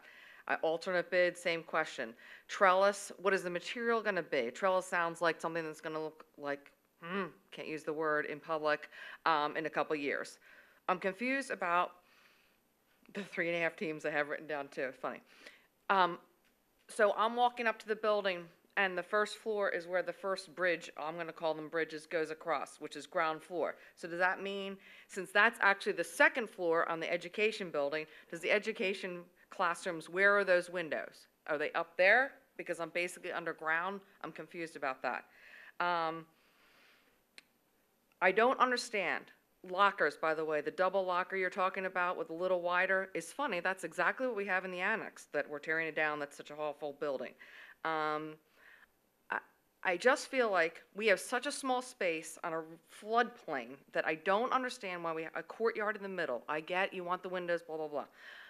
But if we smush it up against, can't that be where all the lockers are, where the mechanicals are, where the bathrooms are? Aren't there spaces, a storage closet, there's spaces in this building that don't need windows, that couldn't they all be on that interior wall, kind of like the auditorium is? I just don't understand. The courtyard still troubles me on all aspects. And if the cost is the same, mushing it up, and we gain more outdoor space closer to the fields, it seems like better space, not more dangerous space or people looking down space. I don't know. It seems like it's something to be pretty that we don't need, and I feel like things could be organized on the interior. And again, the education, yes, I have an 8th grader, and absolutely, they wanted spaces to have ELA, history, and social studies. 90 kids, because there's 300 kids a grade, and there's 3 teams in a grade. That's approximately 100 kids. And they wanted to integrate them in a classroom that could fit 90 kids, and we don't have any of those spaces. And again, I reiterate what she said. I'm sorry, I'm going to end. I feel totally and completely rushed, and yes, Mark, I appreciate you've done all this work. You are one person, and there's nothing offense to you, and obviously we're just community members, but we're sitting here having all these concerns, actually for a building we didn't even want, which is ironic. And athletic director. So when we're there for sports after school, there's absolutely a person, I don't know what her title is. She's got her badges, she's got her things, she's got her walkie-talkie, and she is walking around and helping kids if something happens to them after school. So there's absolutely somebody on staff, a trainer of some sort. They aren't necessarily, I don't think they're necessarily calling 911. She's got her ice packs and everything else. Round tables and people, an area for 4 people. We have that. No, we don't have the right furniture. Again, that goes back to Jen's and one of our biggest arguments on these buildings is, besides not having the money, is that really if you just changed some of the furniture, we'd have these collaborative spaces. And again, this building, we weren't supposed to lose anything, but we were supposed to gain something, the 21st century learning. And again, I reiterate what Jen said, we aren't gaining that. And I think it's awful that the millions and millions of dollars that this is costing us, that everyone here does not have a hard copy of that rolled up map, to your point, to see all those schematics. It's bad enough the community doesn't see a hard copy, but you guys not even have a hard copy. I think it's terrible. Thank you. Okay, thank you. Seeing no other community, we'll close community input and try to answer these questions. I'm going to take a stab at most of them, and I'll pass on what I can't answer, or if anyone else has anything to contribute, please do. I'm just going to start at the top because it's difficult to group them any other way. We can't necessarily build the school of the dream of every classroom can support much larger groups. I mean, that's just not, we're piloting a new idea. It's not like we're going to build a school with classrooms that can support 90 people. That's just not how schools are built. We're not pioneering something so radical that that we're looking for a completely different sort of design. Classrooms are still classrooms. Students are still with a teacher who, in 7th and 8th grade at least, is specific to a subject. That's how PDE certification works. That's how public education in Pennsylvania works. And so that's what we're building, because that's what Pennsylvania schools look like. To the extent that we can support larger groups where we can, we will support larger groups where we can. Where different furniture can help support different sorts of groupings, we will use that kind of furniture. But we're not going to build a building that is completely radical. That's how we ended up with the annex, and we don't like it. We want to build a school that is, and this was part of the design, we want a pragmatic, modern but pragmatic school. We're not trying to be radical. So that's why we're not building lots of large group spaces. If you build large group spaces that are not in the classrooms, you're just adding square footage that's underutilized, and we can't afford to do that. If you want the large group spaces to be the classrooms, then you have a completely different sort of building. So I don't see an alternative, frankly. Let's see. The alternate, I'll let someone else answer the alternate bid questions. 3.5 teams, yeah, you heard that right. We do have 3.5 teams in 8th grade right now. So we say 3 teams, but yeah, so there's 2 teachers in 8th grade who are dual certified, who teach 2 subjects, half-time each. It's 3.5 teams because 350-ish kids in a school, in a grade, is inefficient from a teaming standpoint. 300 works well because if you have 4 core subjects, you divide 300 by 4, and then into subjects, and then into 3 teams. 300 works out 25 400 will work out to 4 teams. 350-ish, which is where we are, works out to 3.5 teams. It's not a perfect teaming model. Teaming is a relatively inefficient method, but that's how modern middle-level education is done. We decided early on that we believe in teaming and we're going to support it. So that's where the 3.5 teams comes from. And that's why one of the science labs on the 7th and 8th grade floors is a different sort of room. So we're calling it a science classroom. There's the full science labs, 3 of those in 7th and 8th grade. There's one science classroom, which has the same floor space as a regular classroom, but also has the sinks and the prep room that a science lab would have. So, and one of those would be one of those dual certified half science, half something else teachers. And then one of the other classrooms in the other part of the classroom wing is also a half team teacher. So that's, let's see, the room schedule that we're talking about, this is in board docs, yes? I haven't looked at, but I think this is part of the submission, it's in board docs. If not, we'll make sure it gets up there. There. Okay, it's not up there. We'll add it. We'll get it there. Does the library need 2 stories? I'm going to ask Robin or Gwen to answer that one. So the labels on these rooms, like we say computer rooms, that's because that's what PlanCom wants to call them. We don't call anything a computer room anymore. The 2 that are stacked with art and FAMCon are tech ed and computing, what we call tech ed and computing. And those spaces haven't been laid out yet. They're shown as, 2 roughly equal size rooms now, but, we haven't met with them to actually lay out exactly how that'll be divided up and what happens in there.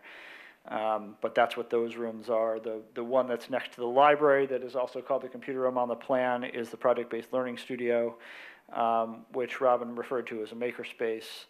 And that will be part of the library program. The size of the science lab compared to others, so the larger rooms, well, it's on this sheet, the larger rooms are about 1,200, 1,187. The smaller science labs are 905. The regular classrooms are 825. On the existing building, we're all over the place on sizes. They're not consistent, but the regular classroom, I don't have them in front of me, I'm going from memory, are approximately 760 or 780 at the small end to, I think there are 2 that are 850, but those are unusually large. And then the science rooms in the current building also have a range of sizes. One of them is 7 something. That's the one without a window. The others are somewhat larger. They're 8 something. And then the ones at the end of the hall that don't have the closet furniture in them at the very ends are 900 something. So they're much smaller than the existing. And I can pull up exact sizes if somebody really wants to know. The back door for entry, well, that'll be an entry for students who went outside at lunchtime to come back in. It's also an entry for walkers to come in. But we do have those 2 entries that are connected by what I've been calling Main Street. I appreciate that others are starting to call it Main Street now too. I don't know if we had a term for that before.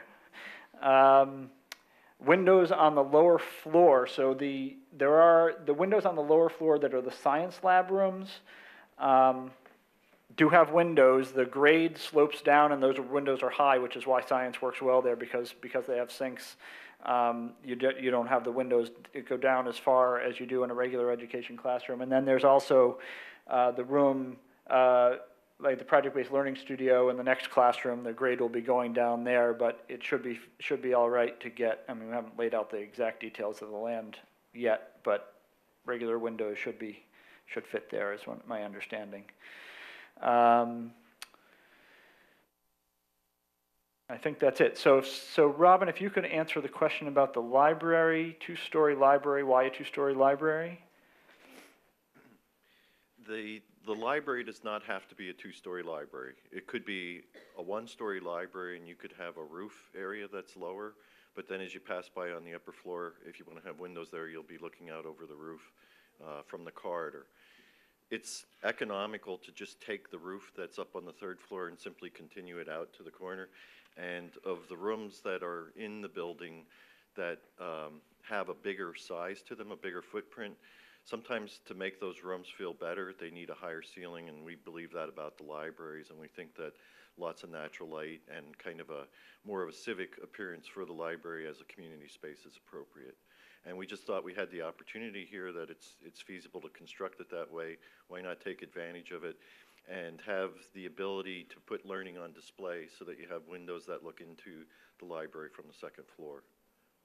So we could, if we wanted to, make it a single-story library and use the space above as classroom space, but you're getting at the sorts of things we would lose if we were to do that. So that is a space we could cut square footage at the expense of the sorts of things you're talking about. Yes, but if you were to put a classroom up there on top of the library, then you'd be adding square footage to the building, significant square footage and cost. Right, I think the idea would be we put classrooms there that, you know, cut the two off the end of the hall and put them there or something like that. Well, that's at 6 classrooms at the end of the hall. We can't fit 6 classrooms there, but maybe there's something, but I understand. Okay. Arif, do you want to talk about exactly how the alternates work?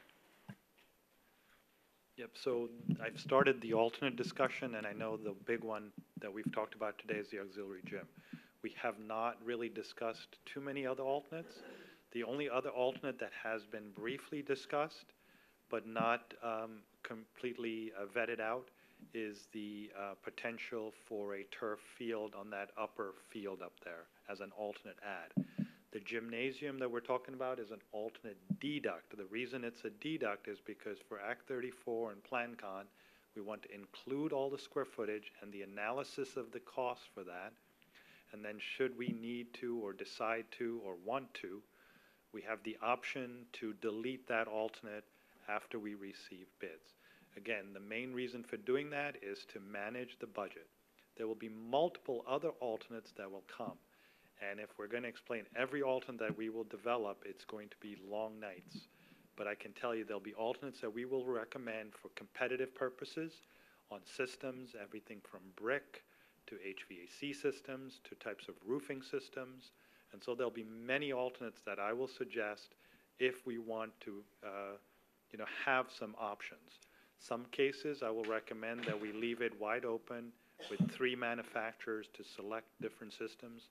I know we will be talking about finish alternates, and those are discussions that I think we will have over here, which include the type of where we want terrazzo floors, where we want the type of wood flooring Art mentioned, for example, in the auxiliary gym. So there's other types of alternates that we will have discussions on, but those have not been discussed at this point, and I think it's premature to discuss them right now. The big one is related to the footprint and the areas that we're talking about, and that's why I brought up the auxiliary gym alternate for discussion today. That's why we're having that discussion. But that's the only one we need to worry about today relative to the schematic design. Does that help? Yes, thank you. So is there anything that I missed or any other comments from anybody else based on community input? Oh, the trellis. I missed the trellis. Thank you. Yeah, we haven't developed it yet, but what sorts of things do you build that out of? Generally, it's built out of aluminum, welded aluminum, quality construction. A lot like you would see on a college campus, that type of construction. Thank you. Anything else that anyone want to comment on or that I might have missed or got wrong or incomplete? Posting of the documents will happen tomorrow. Yeah. Okay. Yeah. And so we'll be able to produce printing copies as well. Right, Yes. the presentation, we'll need a copy of that, and Brooke will get this all up on the website ASAP tomorrow. And I'd already asked for a copy of the presentation.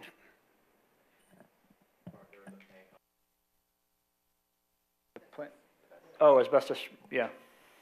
Thanks, Rob. I'm not sure I was quite clear on that question. I'm looking for that. There's a form A21, page A21, that is not applicable because it talks about alteration costs for the existing building. Is that your reference? I'm not sure. What page are you on? On the bottom, there's a page number. Is there a PlanCon A03? A03. And then what number? Number 19, describe existing conditions on any site that could affect health and safety. Yeah, so again, this question is related to the fact that we're building a new building. The old building will be gone. So what it's saying is, are there site-related safety conditions that could affect the construction of the building, not the asbestos in the existing building? But it's going to be demoed when the kids are there. Right, but this is not what that question is related. This has to do with the site and how the site, like, for example, if you had a train that went right through the site, if you had a gas line that was going to remain. That's what this question is intended for. But to answer your question in regard to the removal of asbestos, there is limited asbestos in that building. But when we do demolition, there's air quality monitors that are put on because it's not just about the kids, it's also about the neighbors. And so, but none of the abatement will be done while kids are in the building, or if they are, those areas are cordoned off, there's negative air machines, there's a whole process for that. But that's not what this question relates to. Yeah. Anything else? All right, thank you to all of you who were involved in that presentation. We can move along. Are there any announcements or communications? Ms. Bray.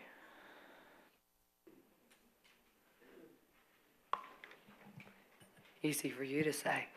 We're trying to make her talk as little as possible tonight.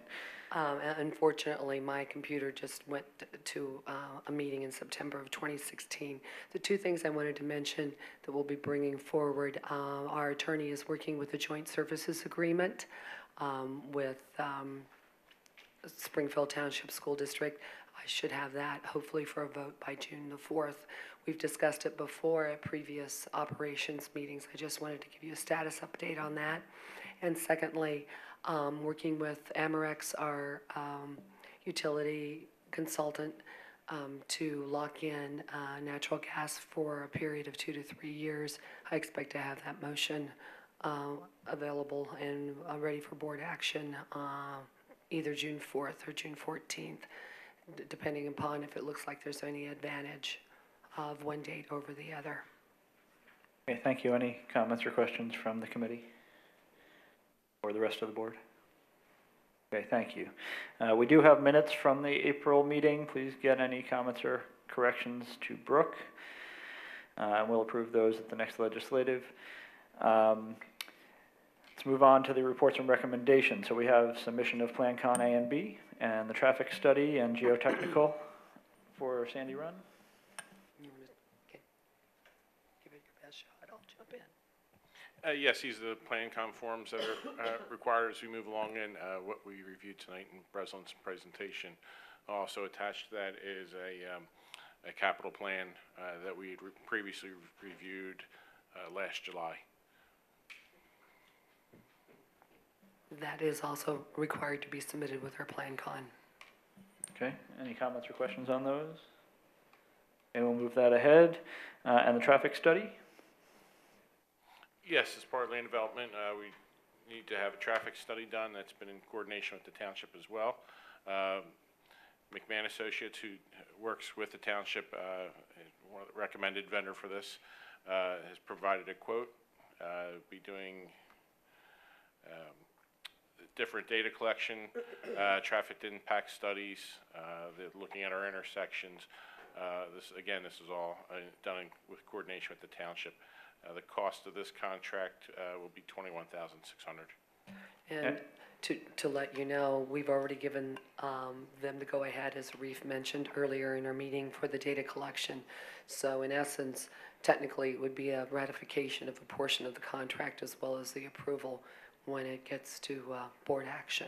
We needed to get that done before school was out. Right, the reasoning for that is the traffic study is not meaningful if it's done during the summer. Exactly. Right, okay. And so we'll move that ahead. Any comments or questions? All right, we'll move that ahead. And geotechnical services. Yes, the REEF has put together a scope for geotechnical services that is being put out in the street now for companies to take a look at. That's all a portion of what needs to be done for the land development. Can you summarize what it is we hope to learn from that process? So we actually put the RFP out with a two-phase RFP. So the first one will be to go out there quickly, based on the schematic design that is approved, to do some test bits and infiltration testing to find the best avenues for stormwater control and stormwater management with all of those requirements that we've previously talked about. So that'll be phase one. It'll also give us an initial assessment. We will then get that data, begin some of the stormwater design, and then we have a phase two where it will be more focused on foundation designs for the building, because we'll know a little bit more about the building design and what we're doing. We've talked about load bearing in some areas. We've talked about structural steel. And so then we'll do soil borings for a couple of reasons. For structural reasons, we will also further evaluate the infiltration requirements and verify them. And then we'll also do some basic auger probes so we can find the best way to bid the project for utility excavations for removal of materials and where, if anywhere, we have rock. So it's a comprehensive report that'll be done in two stages, and that's what the proposals are. We sent them out to 3 firms. And we will receive them on June the 4th, so board will be taking action on those on June the 14th. Okay. Dave, do you have any idea how much one of these reports would cost? Yeah, we have a budget for it, but I think we're going to be an estimate of about $50,000. The report is on a tight timeline, which I don't think I heard Arif mention. Field work has to be completed within 30 days, and the final report was very quickly after that. Any other comments or questions? Okay, so we'll move that ahead as well. And I think that's it for all the Sandy Run related topics. Moving on to bid results for trash and recycling services. Yes, every 3 years, Montgomery County IU puts a bid package together for participating school districts for trash removal. We're currently at the end of our contract with Waste Management. Bids went out again, and Waste Management again came in with the lowest cost. We're looking at a 3-year cost of $149,054.82 for trash removal for 3 years. And how does that compare to our annual cost for the last 3? It is slightly higher than the last contract price, but we did pay additional on the contract price. There were some errors in calculations, so we have made adjustments. We've actually downsized some of our pickup times. Administration bus garage, we don't need as many pickups as we were paying for, so that has been reduced. But this is the increase seems to be the going rate across for all the school districts.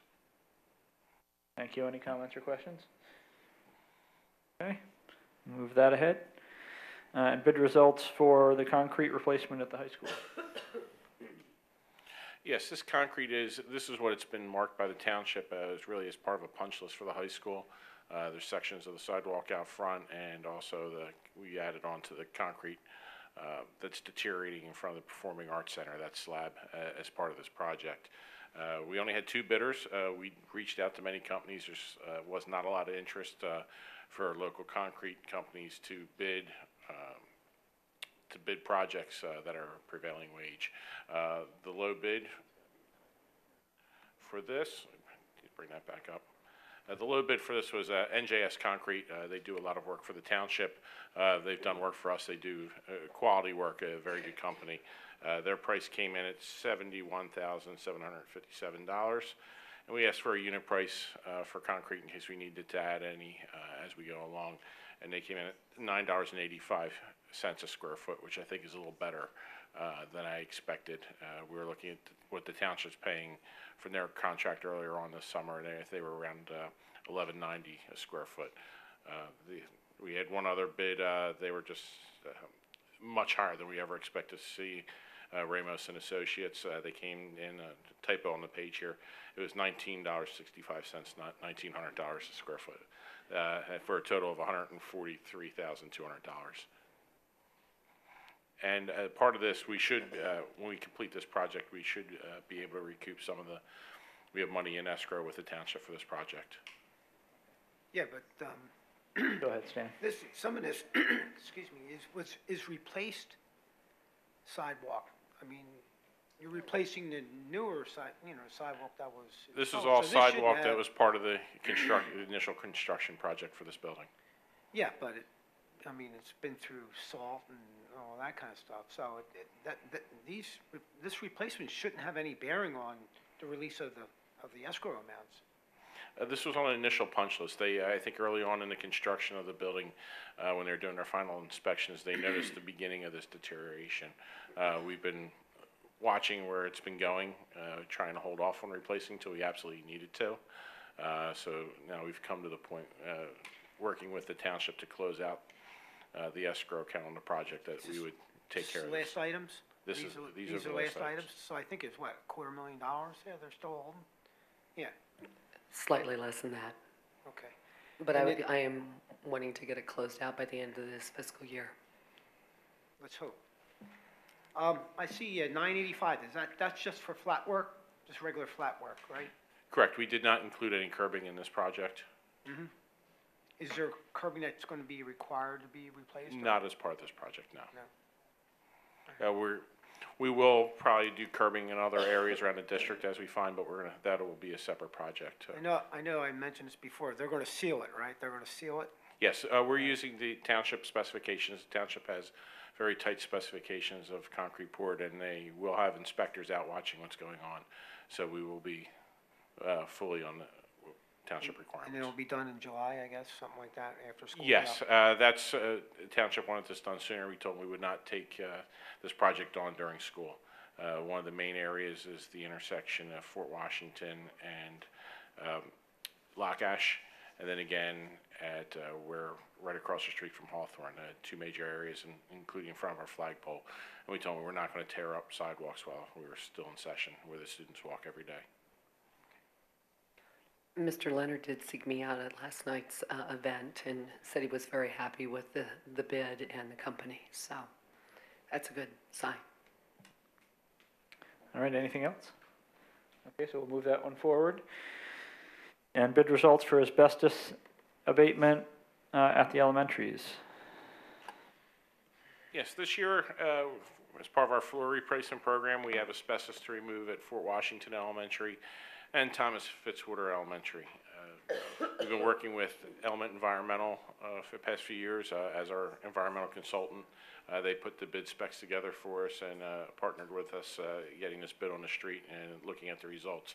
We had a very good turnout. A lot of companies were interested. Bristol Environmental Company came in significantly lower than the other companies, so we immediately questioned the bid.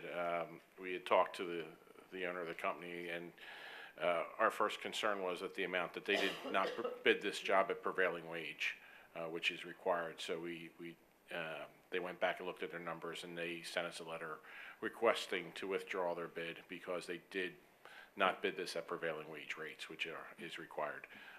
The next lowest company is Sargent Enterprises at $28,824. This is right on really where we expected this budget to be. Sargent's been doing work here for many years. They do very nice work. And I'll ask the question I ask every year. Following this item, how much more do we have to go? At Jarretttown, we've come down to the point where we only have storerooms to do, which we're not looking to unload storage just to replace the floor at this point. Fort Washington probably has more flooring left than Thomas Fitzwater. I don't have the exact number of classrooms off the top of my head, but it is strictly in classrooms. And these floors are inspected every 6 months by Element Environmental. We're required to do a 3-year a HERA study that we submit, and we are also required to do a 6-month inspection. Again, we contract Element Environmental to keep very good records on this for when the EPA does come in to look to see our asbestos records. So we're just not sending anybody out to say the floors are in good condition. We are sending out an environmental company to look at our floors. So we're picking rooms at Fort Washington this year, strictly because of the electric shutdown rooms, music rooms that are used every year all summer long that we don't have the opportunity to work in. So with the electric replacement at Fort Washington this year, that did free up those rooms, so we're taking advantage of that shutdown to do those rooms. And Thomas Fitzwater, there's some classroom moves, so we picked the classrooms that will be moving We picked all classrooms. We'll be finishing the entire wing right now where the rear playground art room is currently will become kindergarten rooms. So those floors will all be new this year. And I remember at Fort Washington, at Fitz in the past, when we've done this, we've also done casework. Is that the case? This No, time? we were not looking at Okay. casework this year. We had too many other projects going on. And we, looking at the capital budget, we did some lump sum casework further a few years out. Be better if we just, if we went out and for a bid and did all the casework at one time. Okay, thank you. Any other comments or questions? Yeah, is it VCT tile that you're removing, the asbestos tile, is that what is being removed? We're removing the 9x9 asbestos tile, and also the mastic. We do a chemical removal of the mastic that's in place, and we're replacing it with VCT. Okay, are we replacing the tile floors after this is all removed? Yes, we have a separate price from a CoStar's estate bidder contract, so we do have that price. We already have them lined up to come in as soon as these floors are replaced. Okay. As you know, any cracks in the foundation is a way for radon to seep into the elementary schools, right? Yes, So just make sure that they get patched up with some hydraulic cement, make sure it's all sealed prior to them putting in the new tile. and with the VCT, that's typically they'll do a skim coat on the floor and do any patches because the one thing is asbestos tile is very forgiving for imperfections on the concrete. VCT is not forgiving at all, so they will skim coat the floors before they put the Okay, mastic just down. make sure those cracks are filled in. Yes. Thank you. Anything else, board or committee? All right, so we'll move that one forward. Nothing in transportation. So we're up to community input on topics other than the middle school at this point.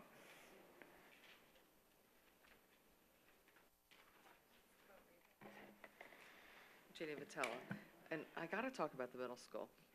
Jenny, pull the mic down just a little bit. God, I'm getting shorter. I have heels on. I'm shrinking already. I'm getting so old. I'm talking about Sandy Run. And actually, I have a transportation question. Is the transportation director ever at any of these meetings? Like, what meeting, if I have transportation concerns that I would want out or discussed, is there a meeting for that? I'm just curious. Anyway, I thought one of the alternate bids that wasn't brought up was the planetarium. There was no discussion about the planetarium, and I'm kind of curious where that stands, because I think that's an alternate bid. I probably have the words wrong. I was wondering if the facilities plan that's being submitted is the same one that I just saw online that's still called the 5-year plan, and what's the status of our long-term plan that was going to be broad with the costs about upcoming things, and we were going to make it pretty and look good, and really, since that was the main feature of the Sandy Run Project Review Committee's recommendation, I'm wondering where we stand with that, because as it looks, still just looks like a 5-year plan. The building part, one of the main reasons the building was going to be built was for 21st century learning. It wasn't, that was the whole reason. There was a 15-page education spec with things people wanted in the building, and we heard over and over and over again. I remember Anita Brister saying, what is 21st century learning? I don't know what that means. What does it mean? Oh, it's 21st century where the building is going to be able to teach, so it's 50 years, and we're looking to the future, and now all of a sudden we can't afford the building that we're looking for because that's too out there. It's not computing to me, and that's why, again, I have such hesitation, as I feel like some on the board do as well. 21st century learning, we probably heard it 1,000 times in 6 months. This is totally a side story about the annex, which I still defend, which is funny. I said to my kids, what do you like about the school, the buildings? Do you have any complaints? Because kind of like what you're talking about, the survey monkey, and what would you like? And my daughter says, well, you know what? I really like the annex because it's so organized, and I'm with my classmates, and our team's together, and we're all together. And I like how we're separate from everybody else. And my son walks in the room and I said, so what do you like about Sandy Run, or what don't you like, or what would you change, or whatever? Do you like the main building, you like the annex, what do you like? And he's like, well, I like the main building. Why do you like the main building? I like the main building because it's bigger. Okay, well, let's expound on that. Why do you like that? Well, I like the main building because it's bigger, but you know what? I really like the annex because it's so organized, how they have those towers for each classroom. So anyway, talking to children, it's interesting, the kids that are actually in the classrooms and actually walking the hallways and actually going to school there, really, they don't have that many complaints about it, and it's quite interesting that we're spending millions and millions and millions of dollars for a 21st century building that we can't afford. Thank you.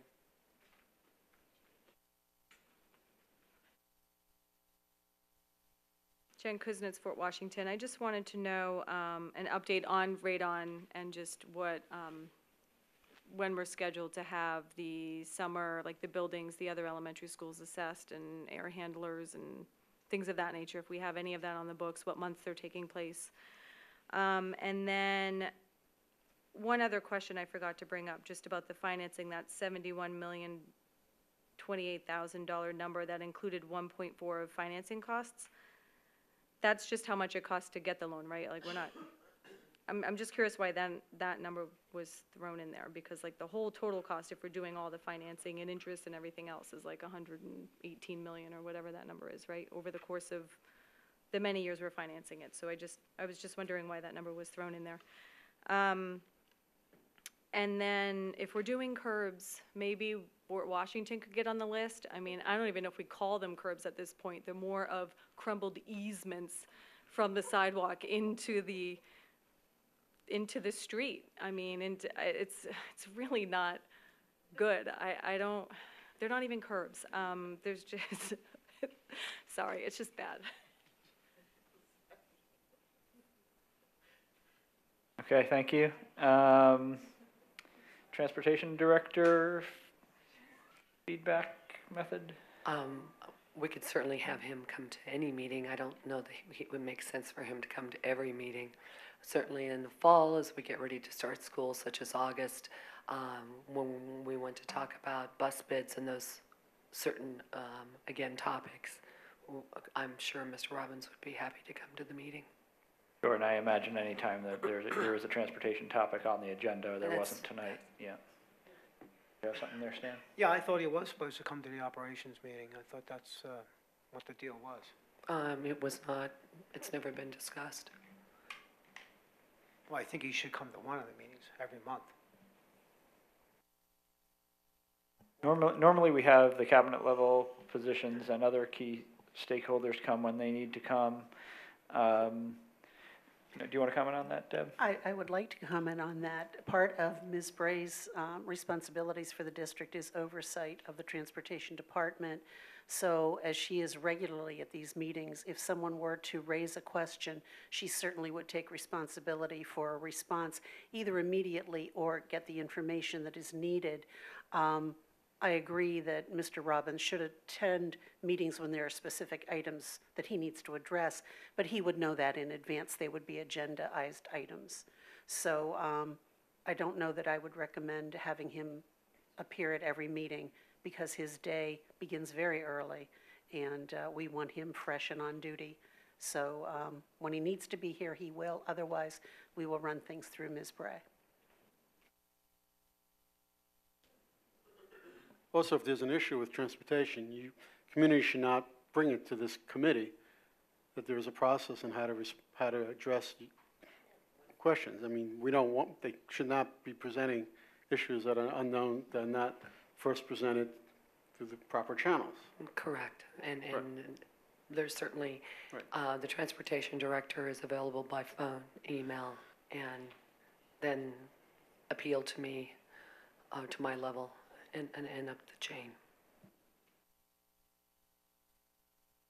Okay, planetarium, to be absolutely clear, is not going to be an alternate bid, deduct or otherwise, at the moment. That is one we have discussed, and that will not be, it's in the plan. It's there. Is the plan, maybe this is one for Arif or Brenda, is the plan being submitted with PlanCon the same 5-year plan we have seen? The plan that's going to PlanCon is actually one that's longer period of time, and it's the retrospect back, it was presented and updated as of July 17, 2017. Yeah, and it does have those sheets that we had, the prioritized sheets for each of the schools, and we had worked on, developing a potential priority order for all of those other projects, so that's in the plan. So it's the one we have historically called the Dewey Engineering Facility Study. Correct. Yeah, okay. Thank you, Arif. And what is the status of the longer-term facilities plan? That's still in progress. We haven't been able to devote as much time as we'd like with the other projects going on right now, gearing up for the summer work and the Sandy Run work. But it's an item that continues to be worked on. We haven't forgotten about it. Thank you. Regarding the Ginny, what you call the side story about the annex from your students, one of the things you mentioned there, one of your kids mentioned that you liked in the they liked in the annex is that the teams are together. That is one of the advantages of this new building, is that it supports teaming much better than the main building does today. That was built as a junior high school, and it really does not support the teaming model at all. We're doing our best to work around it, but the new building will support teaming as part of the design. Can I also respond to that question? Sure. And it's difficult for anyone to defend the annex that is totally not ADA compliant, that is totally not ADA compliant, with the men's rooms on the second floor, going downstairs to go upstairs, hallways that are not wide enough, doors that are not wide enough. The heat that you accumulate throughout that building is totally unbearable. You know, the elevator cannot be used for anyone. So the more you defend that classroom, that building, the easier it is for us to defend a new facility. Update on radon? We're still continuing to get prices from contractors.